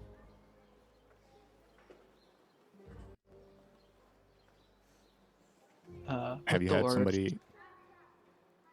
With the words at my home, Talina perks up and goes, "Wait, they robbed here?" She looks over and says, "Yes." And she kind of glances over to the big empty spot on the wall that has the like discoloration of where a painting was, and she gestures up to what is very clearly a vacant spot on the wall. This is where Talina notices. Yeah. So That's right, because you were monologuing in your head. Yeah, that's when you noticed the discoloration on the wall. Yeah. I will note I forgot about that. that Hellrhea will speak up now. Might I inquire what was taken? What exactly it was? Sorry, we go. Tyrup, I just gave you inspiration on your sheet for that. That was great. As you ask the question, she is still gesturing, and she kind of looks back to you, holding her gesture, and says, "Well, a painting of ours, a painting of our home when we first constructed it. There's a vase that was taken from over there on the hutch," and she points to the area of the discolored circle the dust circle you saw earlier. A few pieces of jewelry upstairs from my armoire. And I'm not sure if anything of my husband's was taken. He's not returned yet. Well, he's returned, but he hasn't taken inventory of his items as of yet. He came back to make sure I was all right, and then had to quickly scurry back to the city. In fact, actually, and she can gesture around the room, you actually just missed him by about a few hours. He caught one of the early ferries back over to the city. Oh, good. But Not yes. sarcastic. She's actually glad that Yeah. he's not here. Yeah, yeah. All right, did you say that audibly? Yeah. Roll me I'll say deception, because you are trying to like feign. No. She's actively trying to avoid the doctor at the moment. Okay, She wants okay. to speak to the missus. Okay, Yeah. in that case, roll me. Ooh, I guess. I mean, you want to say that's persuasion? I could argue that's persuasion. We'll see. Yeah, go ahead and roll that for me. She's a charisma thing, so I get advantage. Good thing I did. Nice. She doesn't pick up that you're trying to avoid him. She thinks you're saying good, that like that she's like that he came to check on her, basically. I said yes, but thankfully, I'm all right. The house is more or less intact. The guard came and went and did their due diligence, and hopefully they can recover my belongings, and nothing further continues to happen. Like I say, it is quite odd that they've come over here, but I've also heard that they've been very absent as of late. Typically, they're quite common in the Riverside district, for example, and the fact that they are even over here was odd. So it's quite interesting. I'm hoping that their absence as of late will hopefully lead to the discovery of the lost items. Helrea hides a grin from her comment by sipping tea. Stealth. Give me stealth on that one. Trying to hide something. I just picture Ooh, like that was the almost unlucky. massive Grinch smile, but Yes, behind a that's cup of tea. exactly what I was thinking. That crap-eating grin from behind a cup. I'll say with a 16 that Mrs. Arkwright doesn't catch it because she's not looking for it, but Kyria and Talina clock it. Do you want them to do perception to try? I'll leave it. No, I'm gonna give him that one. I'm gonna give him that one. Okay. Yeah. Okay. I'm gonna give him that one.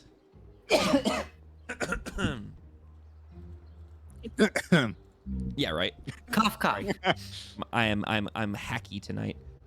Speaking of, wasn't there?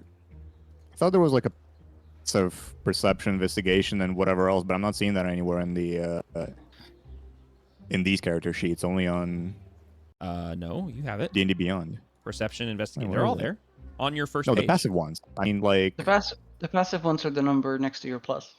Yes. Yeah. So, like, for example, your passive perception, holy balls, is very, very high. What? Dude. Is I have- passive perception for them about as wild as passive insight for Hold me? on. Let me. No, it's better. Leon? It's better. Oh my god. It's better. Do we have an Orem again in our campaign? Yes, we have an Orem in our Oh, campaign. God. Like- I didn't throw proficiency and expertise at the same time for nothing. Yeah, that is Fair enough. That is. Fair enough. I missed that when I was going over this sheet. I didn't see that. Crap. All right. Well. Yeah, that's nuts. And then that's right. Hold on, I forgot about. Hey, our characters are specialized. Yeah, Tyro. Yeah, I mean, you yeah. guys. Yeah, it's true. And actually, the ones for Tyro make total sense too. So, all right. Anyways, moving on. Anywho. Yeah. Hold on. What is your passive stealth? Oh, okay. Another. Jeez, all you guys with some stupid high passive numbers. What is? Let's see. Dax is okay. Dax has a really good passive stealth too. It's not as we're high. But specialized in our own things, complimenting wait, each hold other. on. Now I gotta know, bro. What is Tippy's passive arcana?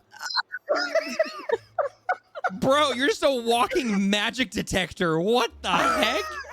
You're like, To be fair, someone cast as ascending far- on the other side of the city, and you're like, my spidey senses are tingling. Like, I mean, it's, as far jeez. as I know, it's kind of up to you how you use those specifically, right? Because Yeah, like it the is, yeah. widely used are passive perception, investigation, and insight, Yeah. whereas everything else doesn't really do passives. It depends. It really depends on the situation. Like, for example, like you Yeah. could make a claim, like in the reference to Tippy. Let's say you guys are walking through like a shopping district, and you guys aren't necessarily looking for anything in particular, but somebody would be doing like heavy magic in the area. Passive Arcana could just detect that without having to like have you roll for something.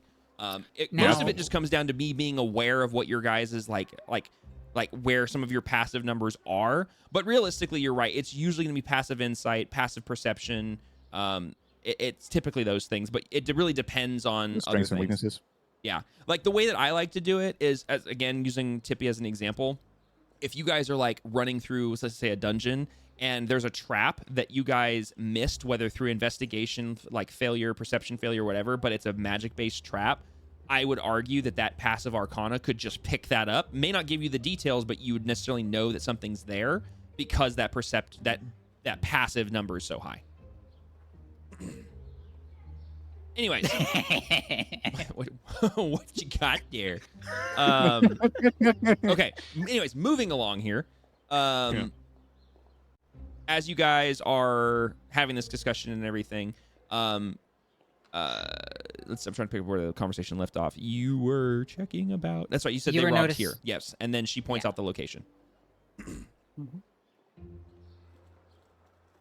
Did any of you want to comment on that, or? You noted No, some totally. jewels were taken. Anything of note? Something we might find pawned off somewhere? Well, quite honestly, a necklace that was given to me by my mother on our wedding day.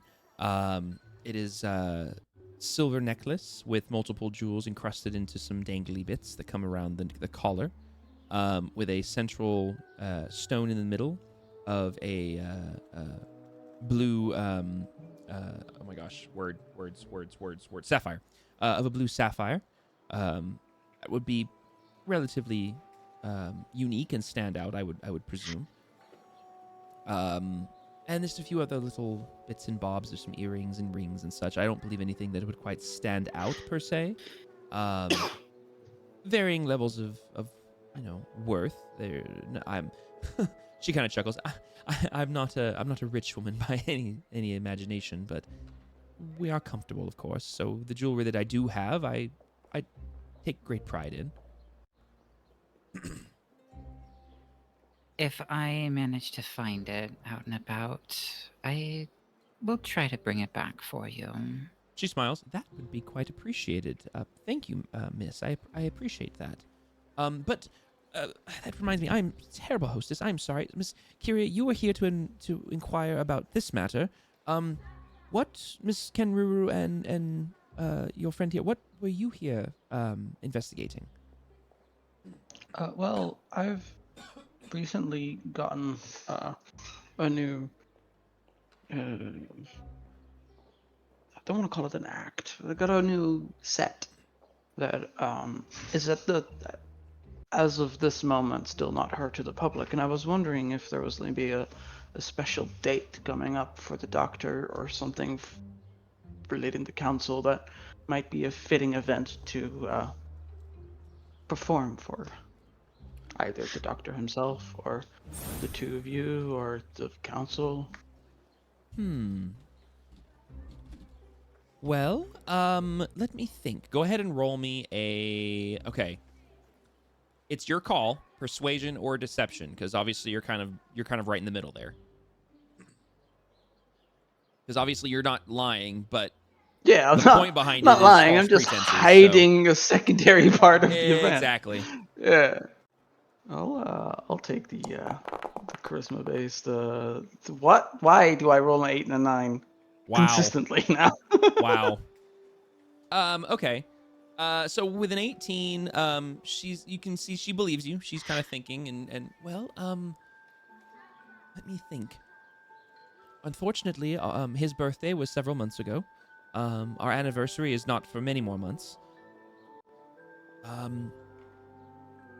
There is his how do you call it?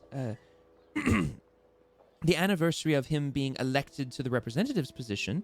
That's coming up here in about a week.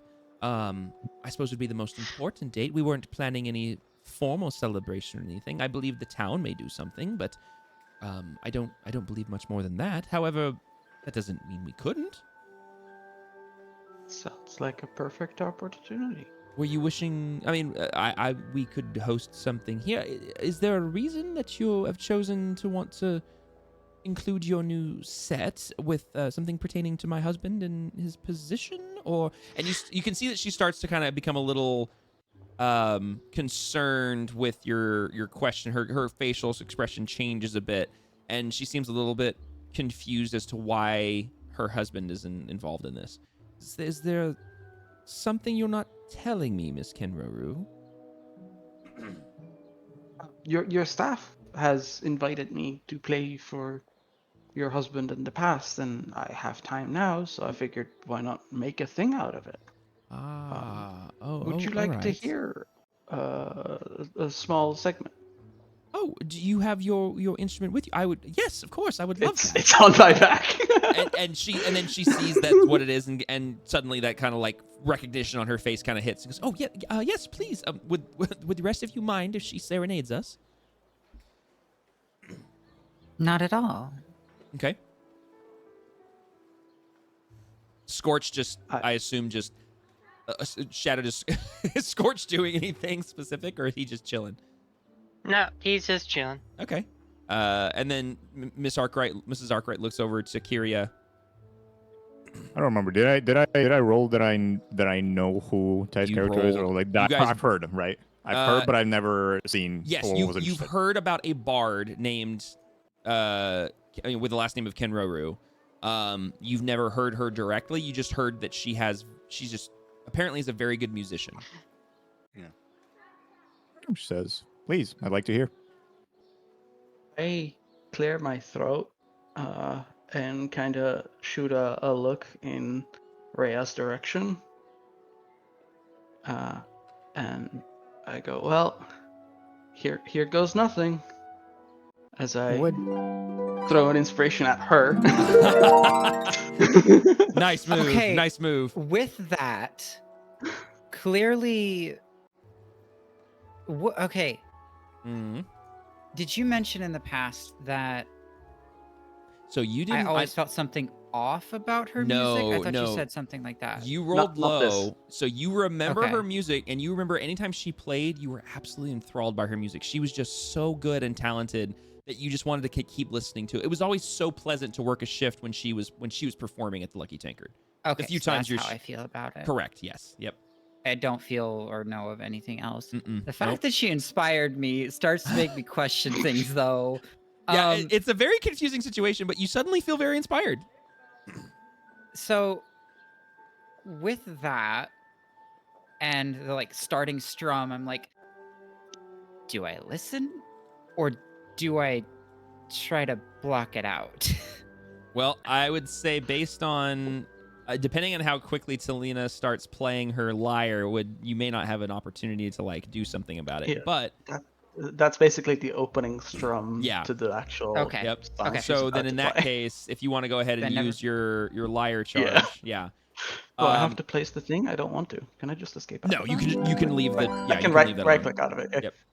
So what we're gonna do then is Kyria and Helrea, you guys need to I don't know where Helena came from. You guys need to make a DC 14 wisdom saving throw.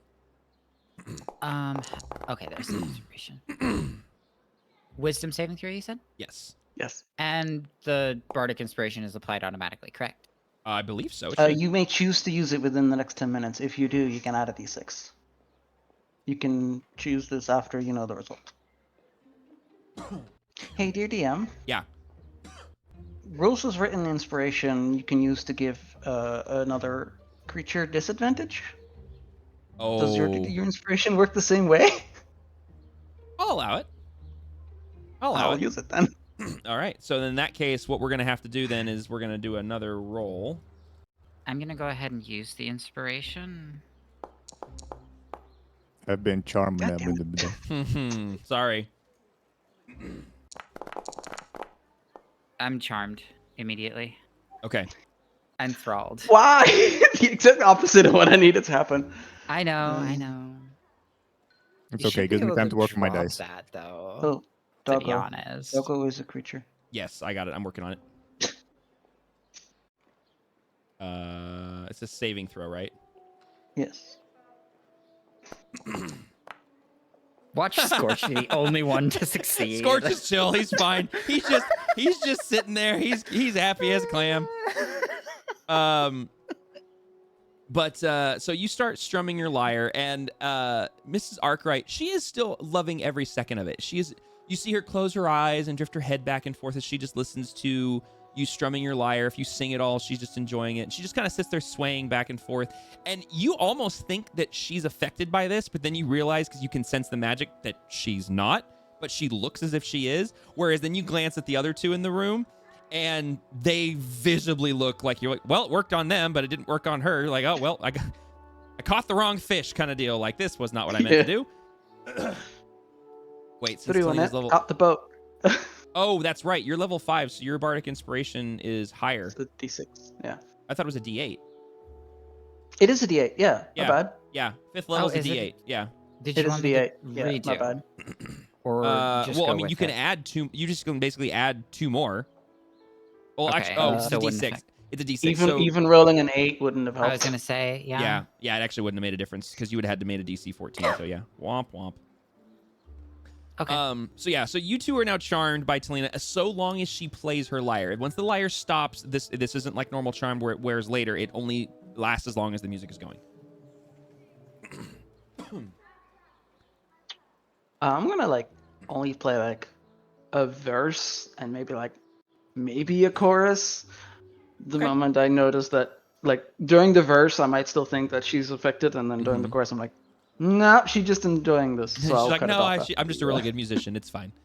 Yeah. What does charm do to me? Charmed basically means that you are. I'm gonna read exactly what it Can't says here. attack me, and and Yeah. I have advantage on any ability checks to interact socially. Yep. But this was more of a RP reason that I did it more than a mechanical Correct. one. Yep. So basically, for the purposes of this as well, whenever she's playing her lyre and you're charmed, you're basically kind of enthralled by her music and you don't want to stop listening to it. If she plays longer than about a song, like she starts another song, you could make another saving throw to like break the effect and either stop listening or continue listening. But this is kind of a weird version of charm person based on her lyre specifically. So in this particular context, presuming that do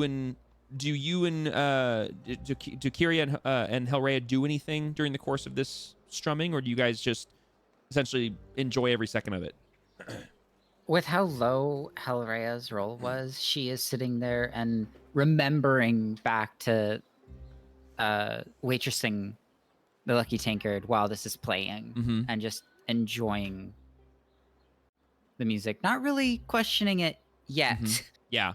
Yeah, with a 9 and then the history roll earlier being pretty low, this is just like, it's kind of having like a very pleasant little flashback.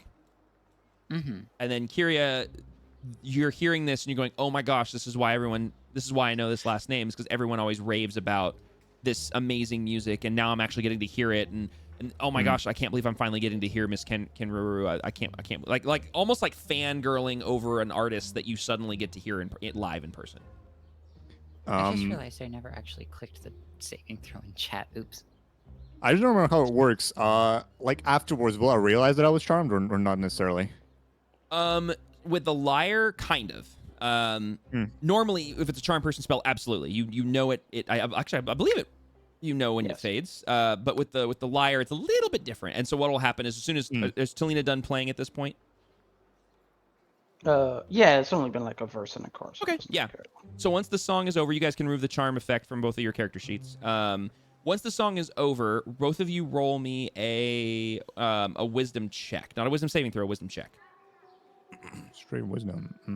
And then once you're done, you can remove the charm spell from you as well.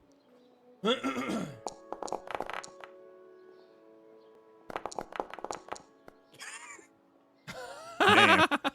Okay.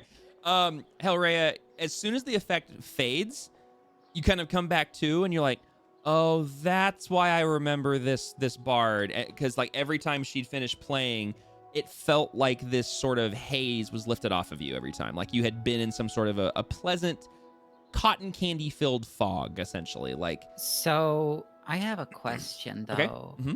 Because of one of the spells I have access to, would I kind of understand why this is an outcome?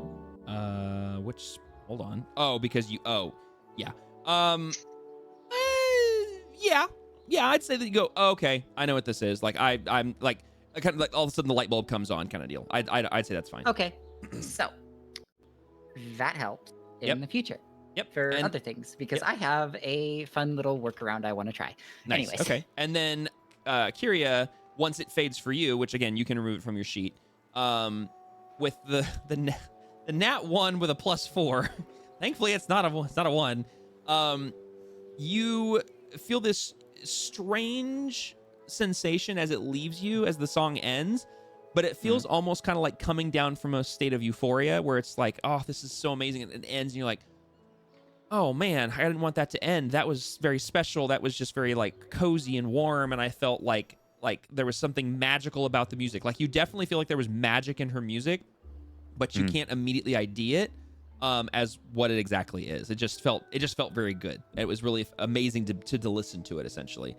And as the music ends, Mrs. Arkwright also just opens her eyes and just goes, "Oh, bravo, Miss Kenru," and she's clapping. "Bravo, that was beautiful." I take a bow just to hide the very slight disappointment on my face. Hellraya. Looking at my chest, going, "Oh, damn it!" Hellraya will give a slow clap and a kind of knowing look at Telena.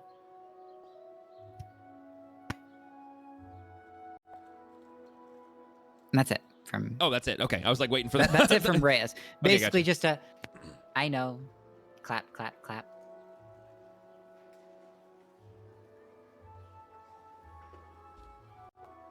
Okay. And then, Kira, do you do anything, or are you just kind of leave it at that?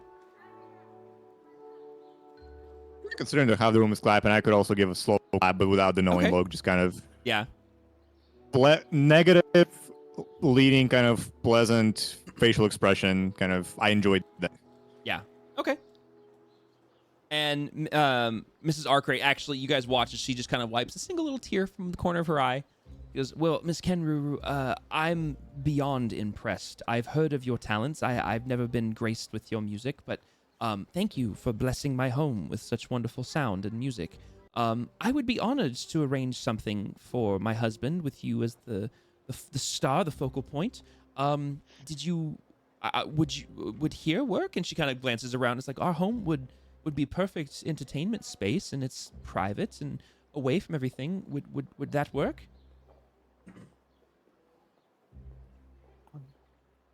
DM remind me because it's brain fart. Uh-huh.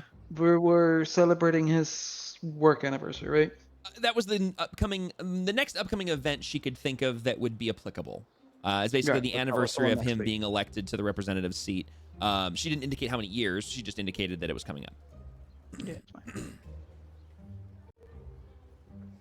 fine. Well, given it's anniversary of his work thing, could we perhaps surprise him at work?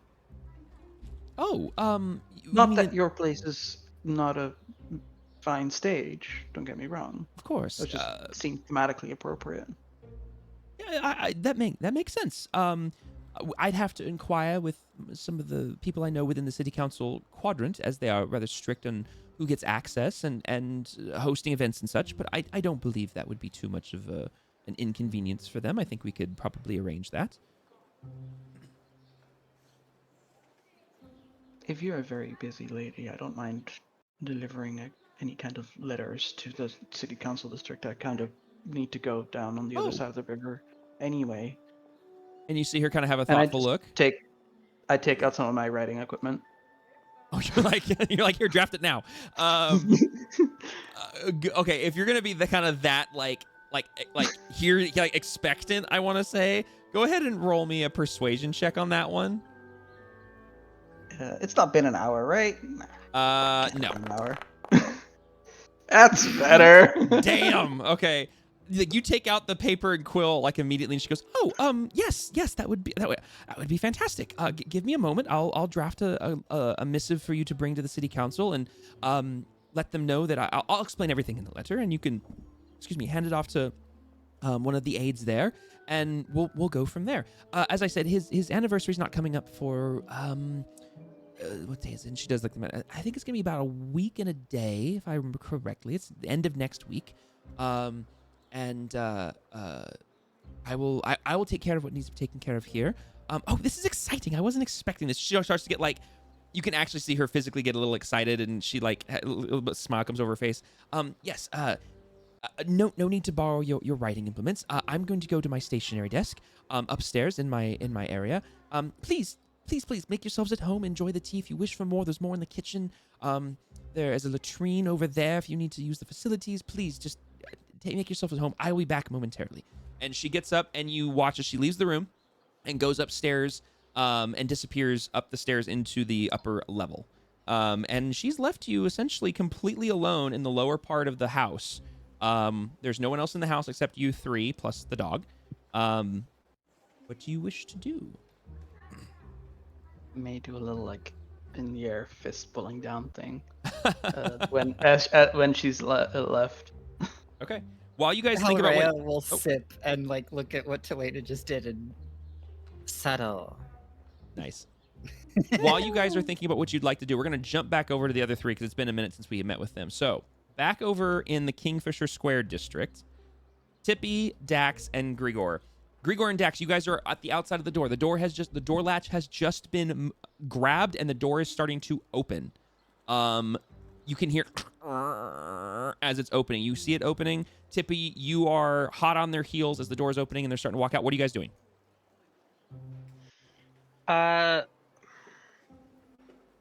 Dax is gonna wait for them to finish walking all the way out before making her presence known. Okay. Grigor does the same. Okay. So door opens. They step out, and as they step out, like over their shoulder, they're saying, "See you again next year, sir."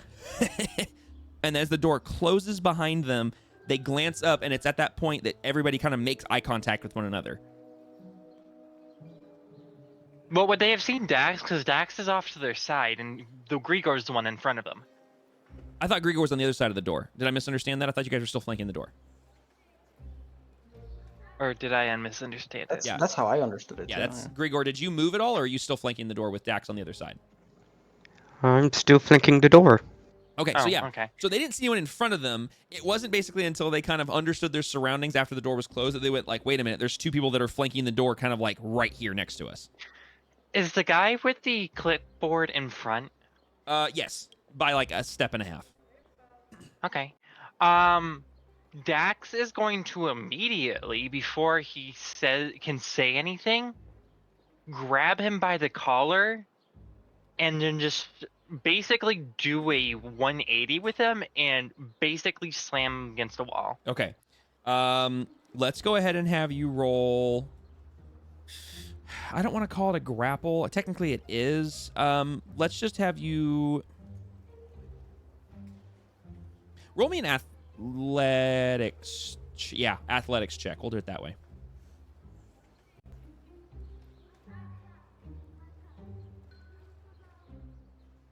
The dice are finally making up to me for how they treated me during the Halloween event. Dude, that event was rough for you on so many levels. I felt so bad. I got an 18. Okay, all right. With an 18, yeah, you're able to grab him by the scruff of his collars, spin him around, and thump, right up against the side of the building. Grigor, you watch as Dax does this with the tall one. The short one is still standing kind of between you and Dax. Do you want to do anything with him or leaving him alone? Grigor grabs him from behind and just threatens him to stay quiet. Okay. All right. Roll me an roll me an intimidation check.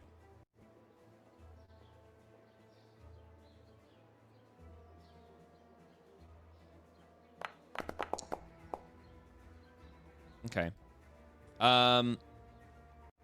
You do have inspiration if you'd like to use that. I was gonna say a 6 I is pretty... used the inspiration. Okay, go ahead. You're like, yep, doing that. Go ahead and re-roll that for me, that intimidation check. And then mark the inspo off of your sheet. Oh, no. Not too much better. Oh, Can I give Grigor my inspiration? I'm actually thinking about it.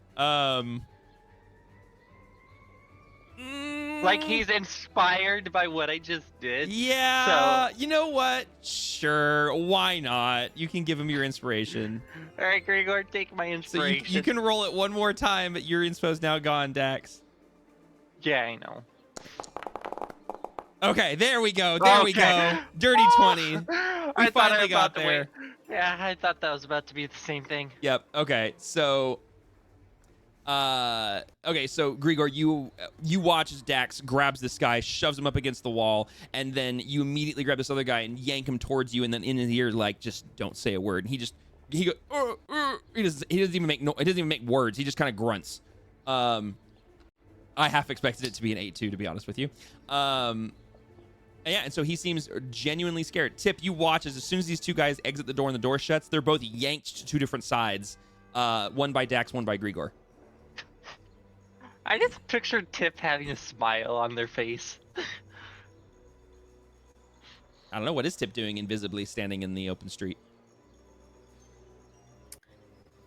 Tippy is going to wait for the foundry to load real quick because it was broken. Oh, is that who bounced out? I couldn't see. I saw somebody leave the queue, and then I couldn't see who came back in. None of the rules were showing up for me. I just realized that's that. fun. I was like, I should probably be able to see those. Yeah, you definitely should. We're like in a not in an alley, but like a Side street. yeah. That's not really people walking about. Right? I'm sorry. Is that a question of like? Yeah.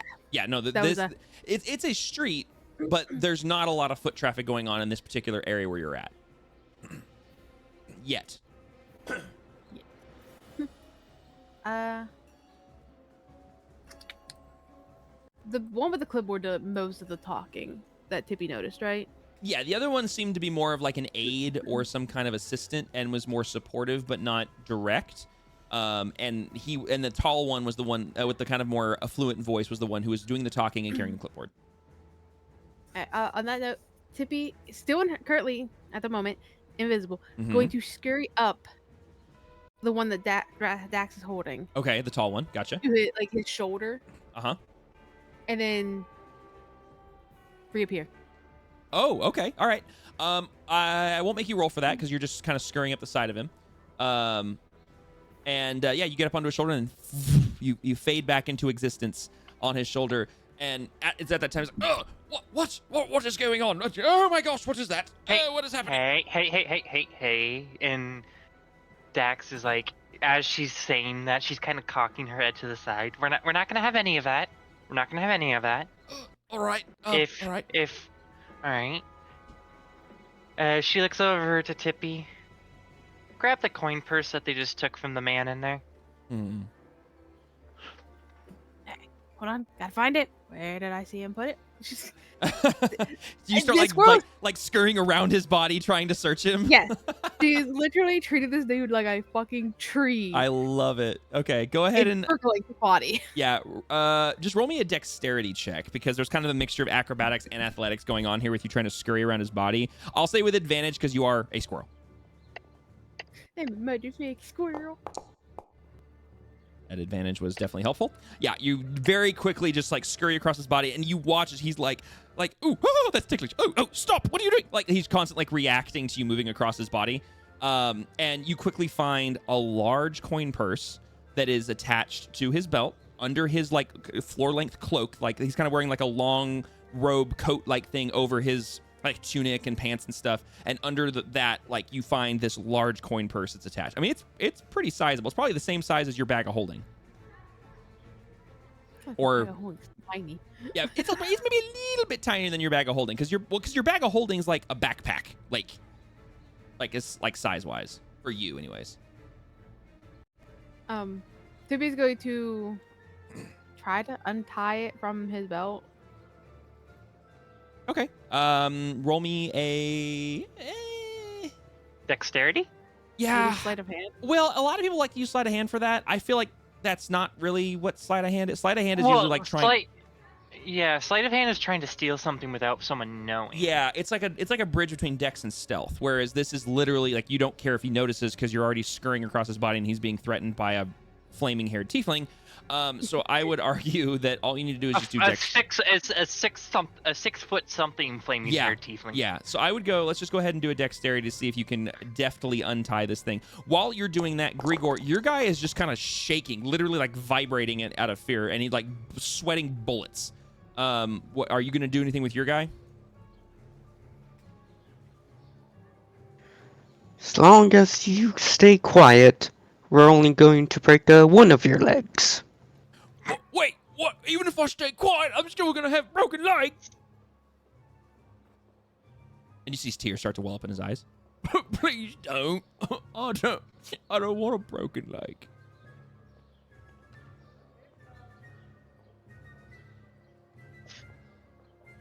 And with that, the 17, it takes you about 2 tries. You kind of the knots are pretty tight, but finally you're able to get the coin purse off of his belt. And it's heavy. As soon as it comes off, like you feel the weight of it almost pull you off of him towards the ground, and you kind of have to like either go with it down to the ground and like hold it down there, or like really like try to work to hoist it up. She'll go. We'll go down with it carefully. Okay, so like down to the ground. Okay, yeah. Okay, yeah. So you kind of let it guide you down to the ground. I mean, and it's big and it's heavy, so it's like you have to use both of your little hands to hold this thing up. Dax, having seen Tippy now in possession of it, would be like, knock on the door and get that man back his coin. I don't know if my little paw is gonna be strong enough to knock on that door. Fair enough. She looks over at Grigor. Mind doing it, Grigor? I'm kind of got both my hands full. I've got both my hands full here. Okay, fair. So As next you guys thing, are having this conversation, the door just opens and it's like, I thought I told you to. What is going on? And then suddenly there's a guy standing there and he looks scared and he's just motionless, holding the door with the scene right in front of him. Hello, sir. We are not here for you. I can see that. How much coin did these two gentlemen, I'm gonna say, robbed off of you? Because from what we heard and from what was communicated to us, there was an unfair transaction going on. He looks very perplexed. He blinks a couple times. I owed 130 and I paid 65. She looks down at Tippy. Are you able to count out 70 gold for him? Tippy, looking just like a fucking companion at this point, drags the bag towards the guy and pushes it towards him. Be like, obviously, Gregor, the other two are gonna hear her. Yeah, do it yourself, dude. And the guy goes, that's a weird sensation. Something talking in my head.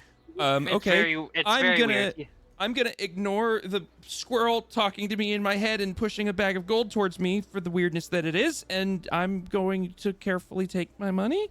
Yes. Yep. Go ahead and take an extra 5 pieces for the trouble. Well, but this is tax money. We'll cover it. We'll cover it. And he glanced between the two guys like, I'm just gonna owe this again next year. No, you won't. Oh. Roll me a persuasion check. Or deception, either or. It's up to how Dax is spinning this. Tippy's gonna also help real quick and be like, listen, guy, if you don't believe us, look at this clipboard this dude's holding. Oh. And look at the janky stuff he was doing. Oh, okay. Well, the clipboard would have fallen when you grabbed him, so he leans over and grabs the clipboard. Go ahead and roll your persuasion / deception with advantage as he's looking at the clipboard. Okay. Well played. You can have your if you don't have your inspo back, you can have that inspo back. Well done with the clipboard. Okay, so that was great. 12, 13, 14, 15, 16, 17, 18, 19, 20, 21. I love a +9 because I can still roll a 11 and get a 20. Yeah. You got. I take it you got a dirty 20. Yeah. Okay. Yeah. He go. Wait. Oh my gosh. And then he like holds the clipboard down and says, "You two are scumbags. What the? 110. I paid you 65. You only marked me for 20. Yes. About that." And the dude, shut up, you. The dude, before you can even do anything, the dude socks him in the jaw with just right to the face. And ow, that hurt, asshole. And Dax just a smile appears on her face. You deserved that. Yeah, he did. My jaw. Ow.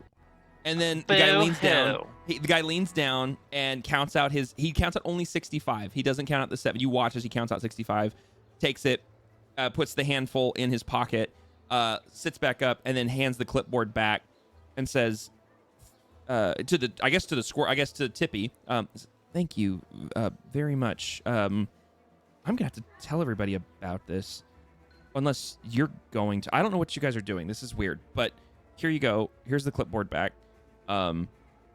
Thank you. And I imagine looks like some other people in there might need some help. Hold on. You seem like a rather, we'll say, reasonable fellow. Thanks. We're gonna go have a long conversation with these fellows. Do you mind returning the gold to the people on the list that were robbed by these two? He kind of stands up a little bit straighter, and his eyes, he blinks a couple times and says, yeah, of course, yes. And he leans down and he grabs the clipboard. He goes to grab the clipboard back from Tippy if she'll let him have it.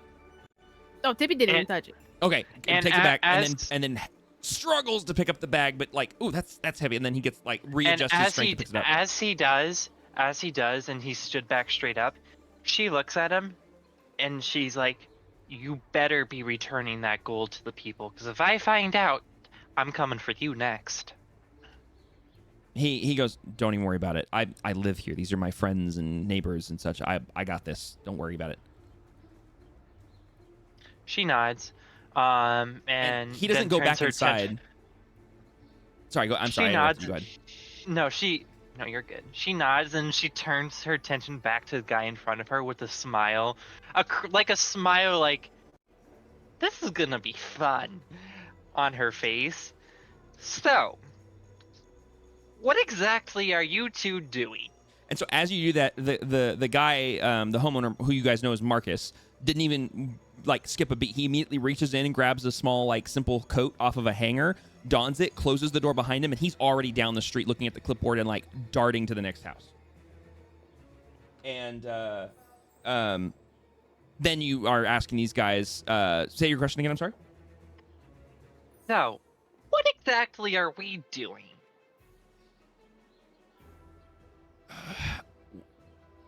We are, and he's like, and the guy in front of you is like rubbing his jaw. We are tax collectors on assignment from the city council. This is our job. I get that. I get that you're tax collectors, but what's up with the what's up with the thievery and the robbery you're doing? He just kind of like purses his lips, bites the inside of his cheek, and as he's like trying to think of the word, and before he speaks, and don't lie to me, or else it will only make it worse for you. The other guy that's being held by Grigor, I mean, we gotta make a living too. We gotta eat. Shut up. Do you not get paid by the council? We get paid a small stipend, yes. But I mean, things are difficult. Things are hard. Oh, so you're greedy. That's what I'm understanding. roll me.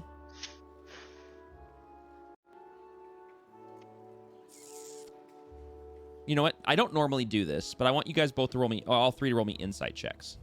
Normally that's a you guys thing, but go ahead and roll me that real quick.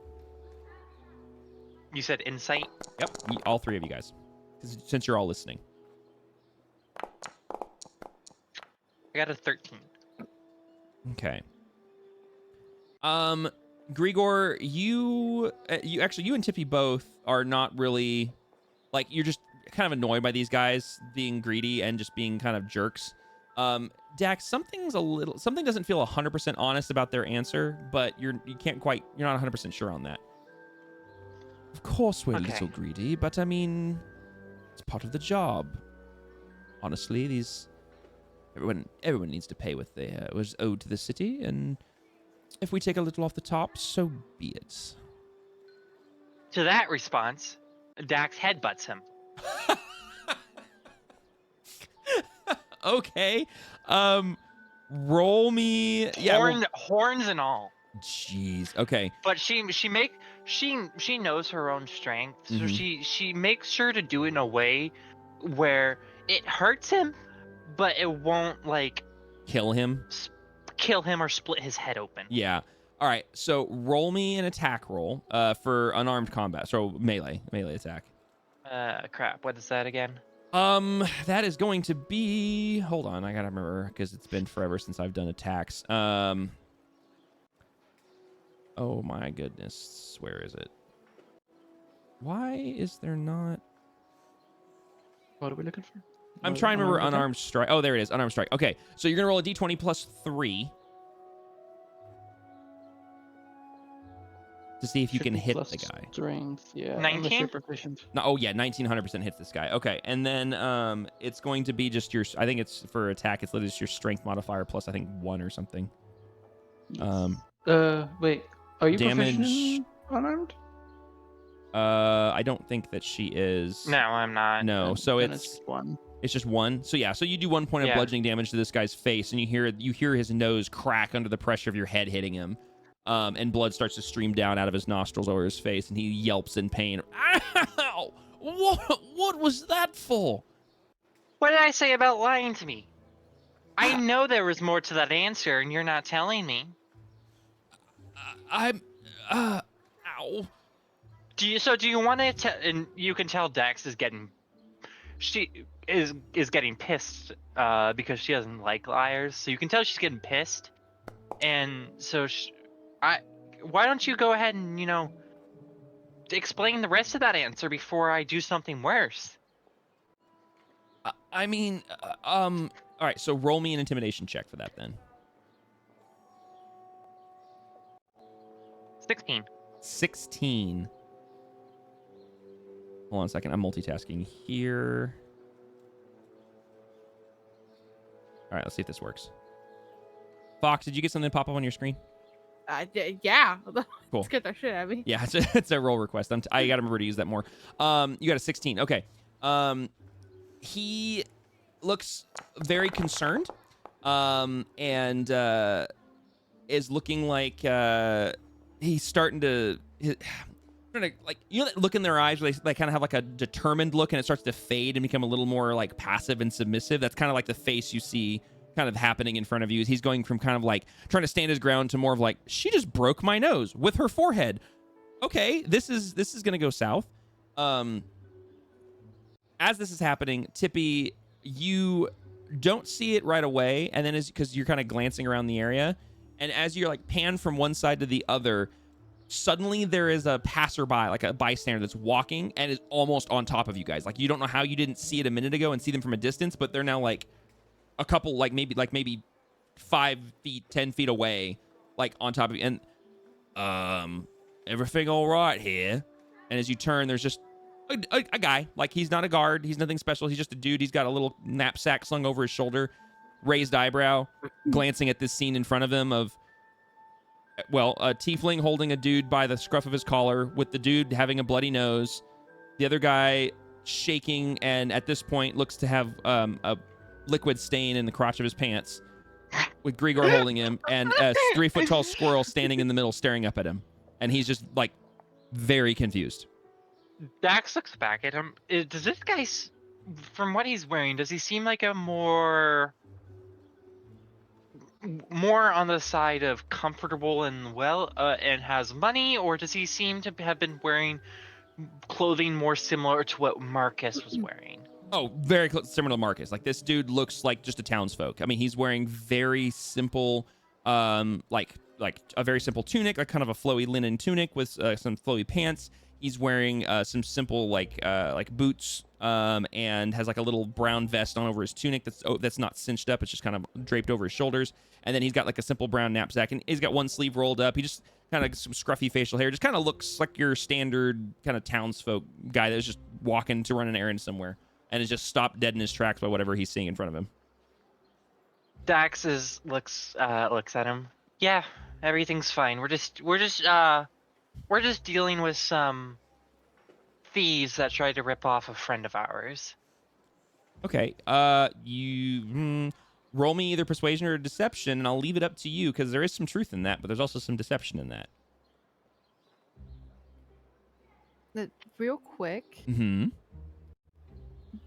Dax, you're gonna hear in your head, "Hey, really stupid, odd question. Do you have 10 pieces of gold I can use? I have an idea."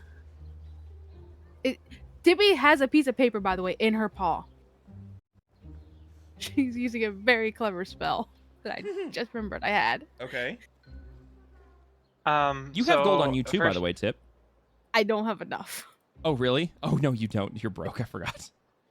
So first of all, I got a 19 on my deception. Nice. Okay.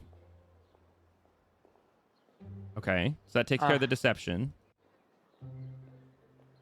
And then as for the gold, she after telling the passerby that, she looks down at Tippy and nods before pointing to, or not pointing because she has both of her hands on the guy, but nodding her head towards a pouch on the side of her jacket that contains 10 gold. But she can't grab it because both of her hands are occupied. Sure. If you don't mind, I'm gonna grab that real quick. So she's gonna hurry up, go up, grab exactly 10 pieces. That's all she takes. The pocket only has 10 pieces in it anyways. Oh, cool. Well, she's gonna take that, and then kind of like angle herself where nobody sees what she's doing. Okay. And I'm gonna cast illusionary script on the piece of paper. Oh, I know where this is going. Okay. All right. So the intimidation, I'm sorry, was it persuasion or was it deception? Deception. Okay, it was deception. The deception check worked. So he kind of, his demeanor kind of changes a little bit and says, all right. He looks at the fellow with the wet pants and kind of glances at him down and says, "You all right, mate? You look a little rough. You need something." And then the guy starts to open his mouth and then glances at you, Grigor, like before he's like, as you're holding him. Grigor gently taps his mace on the leg.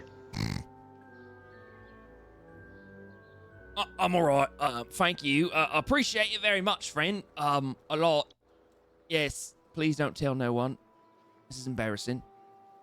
And then it's at this time that I'd say, Tippy, because everyone's doing something else, that you are able to cast your spell. And what do you do with it? She's gonna make sure, because I know she's going to have it so it's designated when other people read it. It's gonna say specifically a certain thing. Okay. And what is To that? the rest, to her friends, it's just going to look like scribbles. Okay.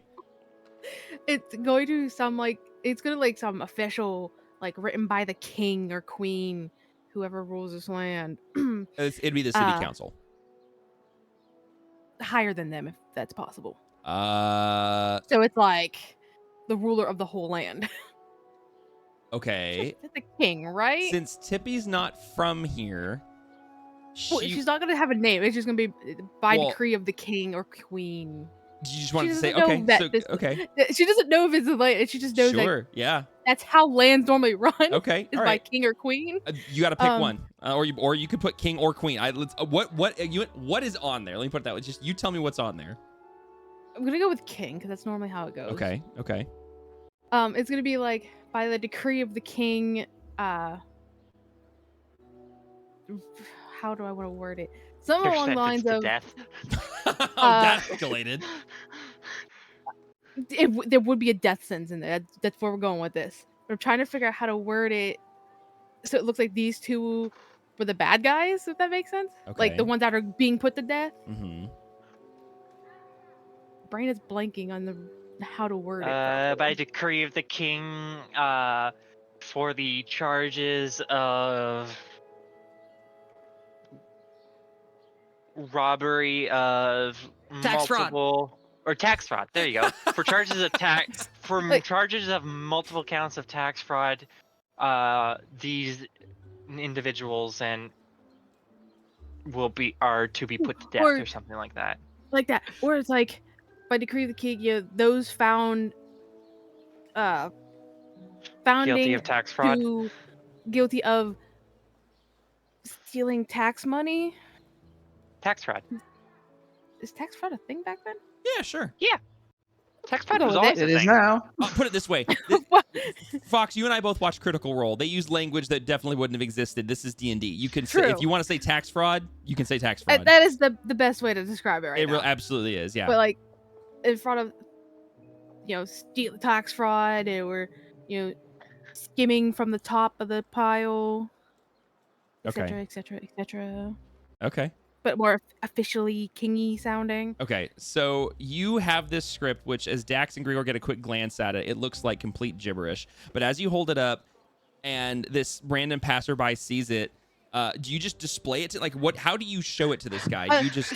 She's gonna have it like she's gonna pull it out. Like, she's gonna have it rolled up, but her hands like blocking where the seal would be. Okay. So when she like unfurls it like a speaker would, Like, hear and points ye, it up. hear ye. Yeah, Like, yeah, okay. but like how he holds it up. Yeah. But she's gonna have it facing towards the person, but Okay. like this is what we're doing here. Okay, so you unfurl this freshly minted scroll with your illusory script, and he leans down to read it, and he just quickly kind of skims through it, and his eyes widen, and he leans back. I want you to roll me a deception check as well. I will give you advantage because you used your very clever spell. Where's my deception? Where is my deception? There you are. Yeah, there you go. I was thinking, hear ye, hear ye. Oh, okay. All right. So his eyes widen, he leans back, and he takes his free hand and goes up and ruffles his hair and says, "Wow, I didn't realize we had a king. Okay. All right. Well, apparently the royalty's spoken. Sucks to be you two. All right. Best of luck to you, and God save the king, I think. Is that how that goes? Whatever. I'm out of here. This doesn't matter. And he wanders off. And the guy who's being held by Grigor goes, "We have a king? I thought we was a city council. What? Wait, we have a king?" And the other one just kind of is like glancing between him and then Dax and doesn't say anything. So, what about that truth now? Well, I mean, are you actually trying to kill us? Well, that depends on if you tell me the truth or not. Well, we already know you're not above lying, as you just lied to this poor plebeian over here about some king or other, since we both know that No, doesn't exist. there is a king. Did you not see the official document right there? he looks and he has that that what face of like, huh? Like, yeah, what? No. I was just gonna say he doesn't know what to believe now. Tippy turns the paper to him like, "See, bitch, we have a king." And he looks at it again. He looks at it. His eyes widen too. Like, I genuinely didn't realize we had a king. I am so very confused. Well, if you right. maybe tell the truth about what's going on here, maybe we can save you from the king's wrath. At least from death. Okay, One last. This one's 100% deception. You're not getting away with persuasion on this one.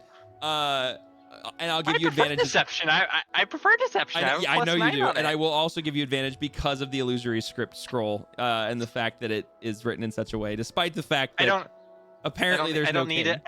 I don't need it. I got a 29. Oh my gosh. So that means you rolled a nat 20 then, I take it. Yeah. Yeah. Yeah. He eyes it, listens to you, his eyes get wide. My honest apologies. I swear to you on a stack of anything you wish, I was completely unaware there was a king. I didn't know we were under his rule. I didn't know I was breaking some sort of law.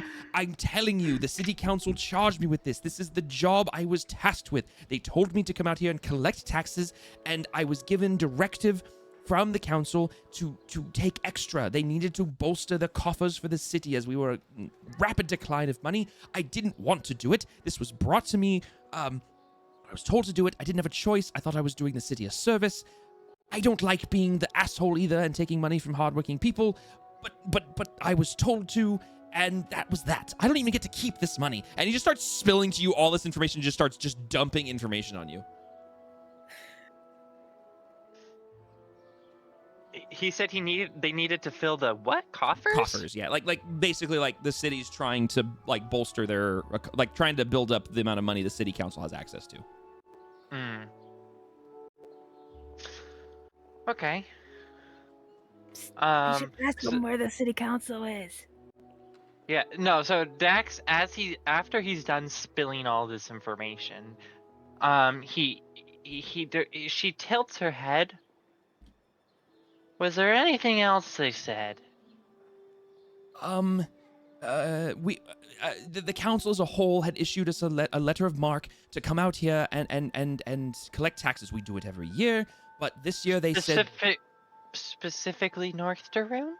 Yes, we come here to North Daroon once a year to collect taxes from the city, from the citizens of the north part of the city, and bring it back south.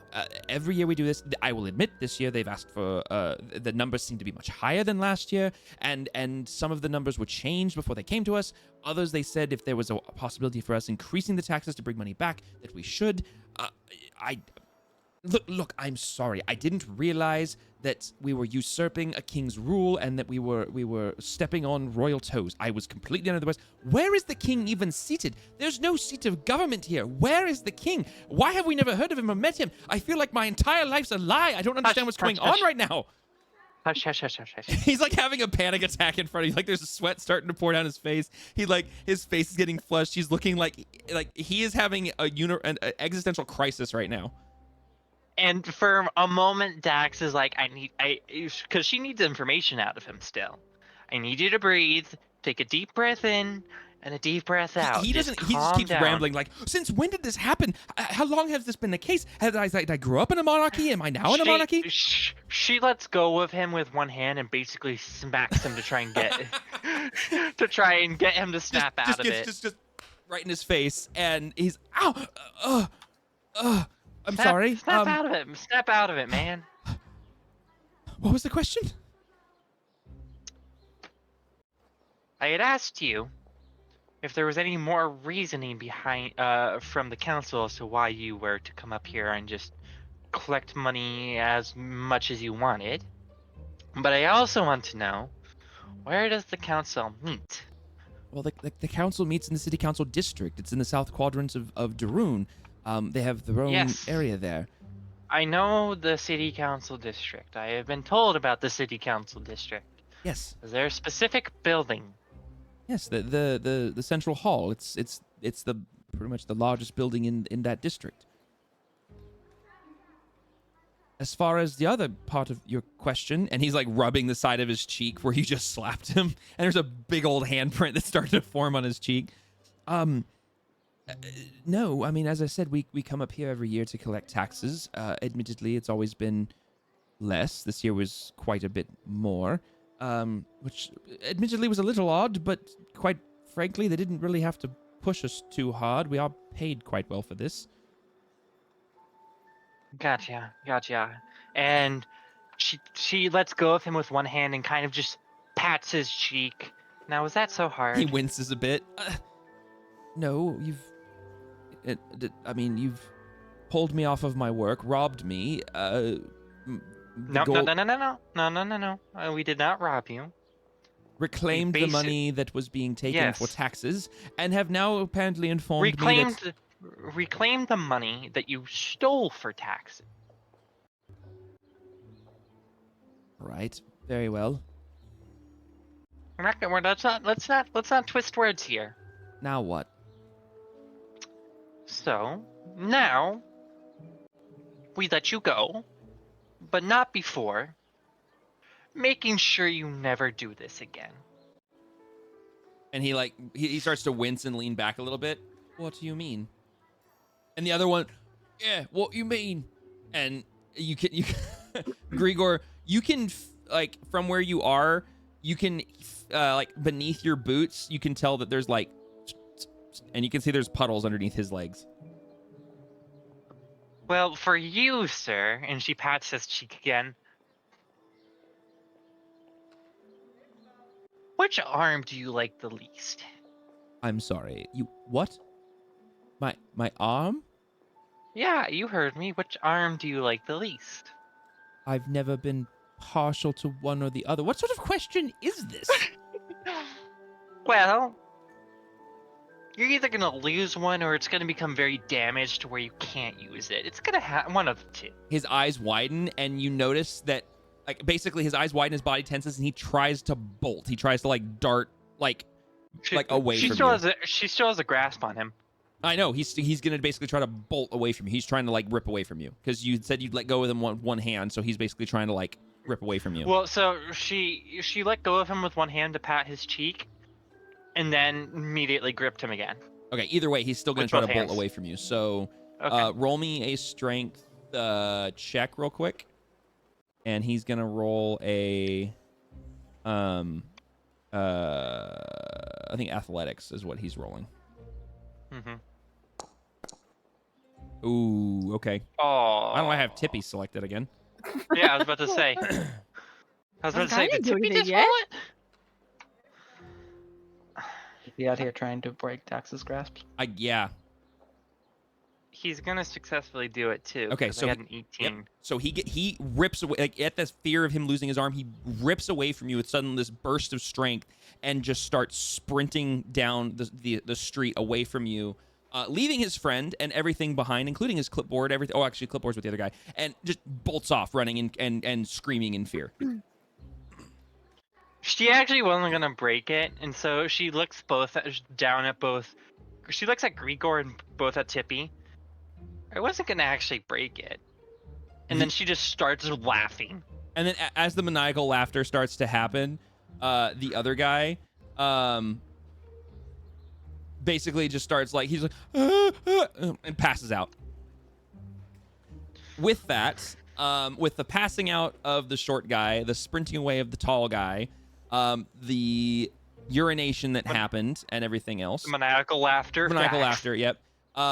We're gonna go ahead and end it here. We've hit our hard mark, literally on the dot, for this evening's session. Due to I know that you have work tomorrow. I know that Tyrup's getting tired, so we'll have to go ahead and pick this up again either next week or the following week. Next week. Yep, that's the hope. So yeah. So make sure you guys take notes real quick before you guys head off. On where you and your character have left off on this session, since we are kind of in the middle of a couple things. I'll do the same on my end, Please. obviously.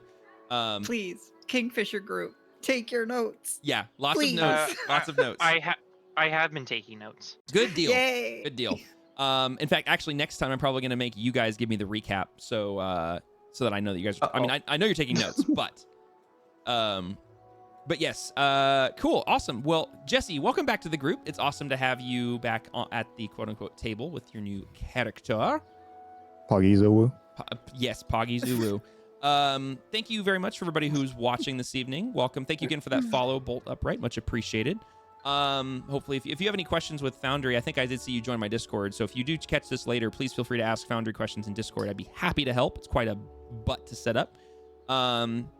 But yeah, we will catch you guys in the next episode. Episode 26 is already up. I had an issue with it uploading earlier this week. It uploaded before this stream, and I'll get this one up probably tomorrow because I'm going to be doing some D&D crafting stuff for my in-person game. So I'll try to remember to do it tomorrow. But cool. Thank you everybody for playing as usual.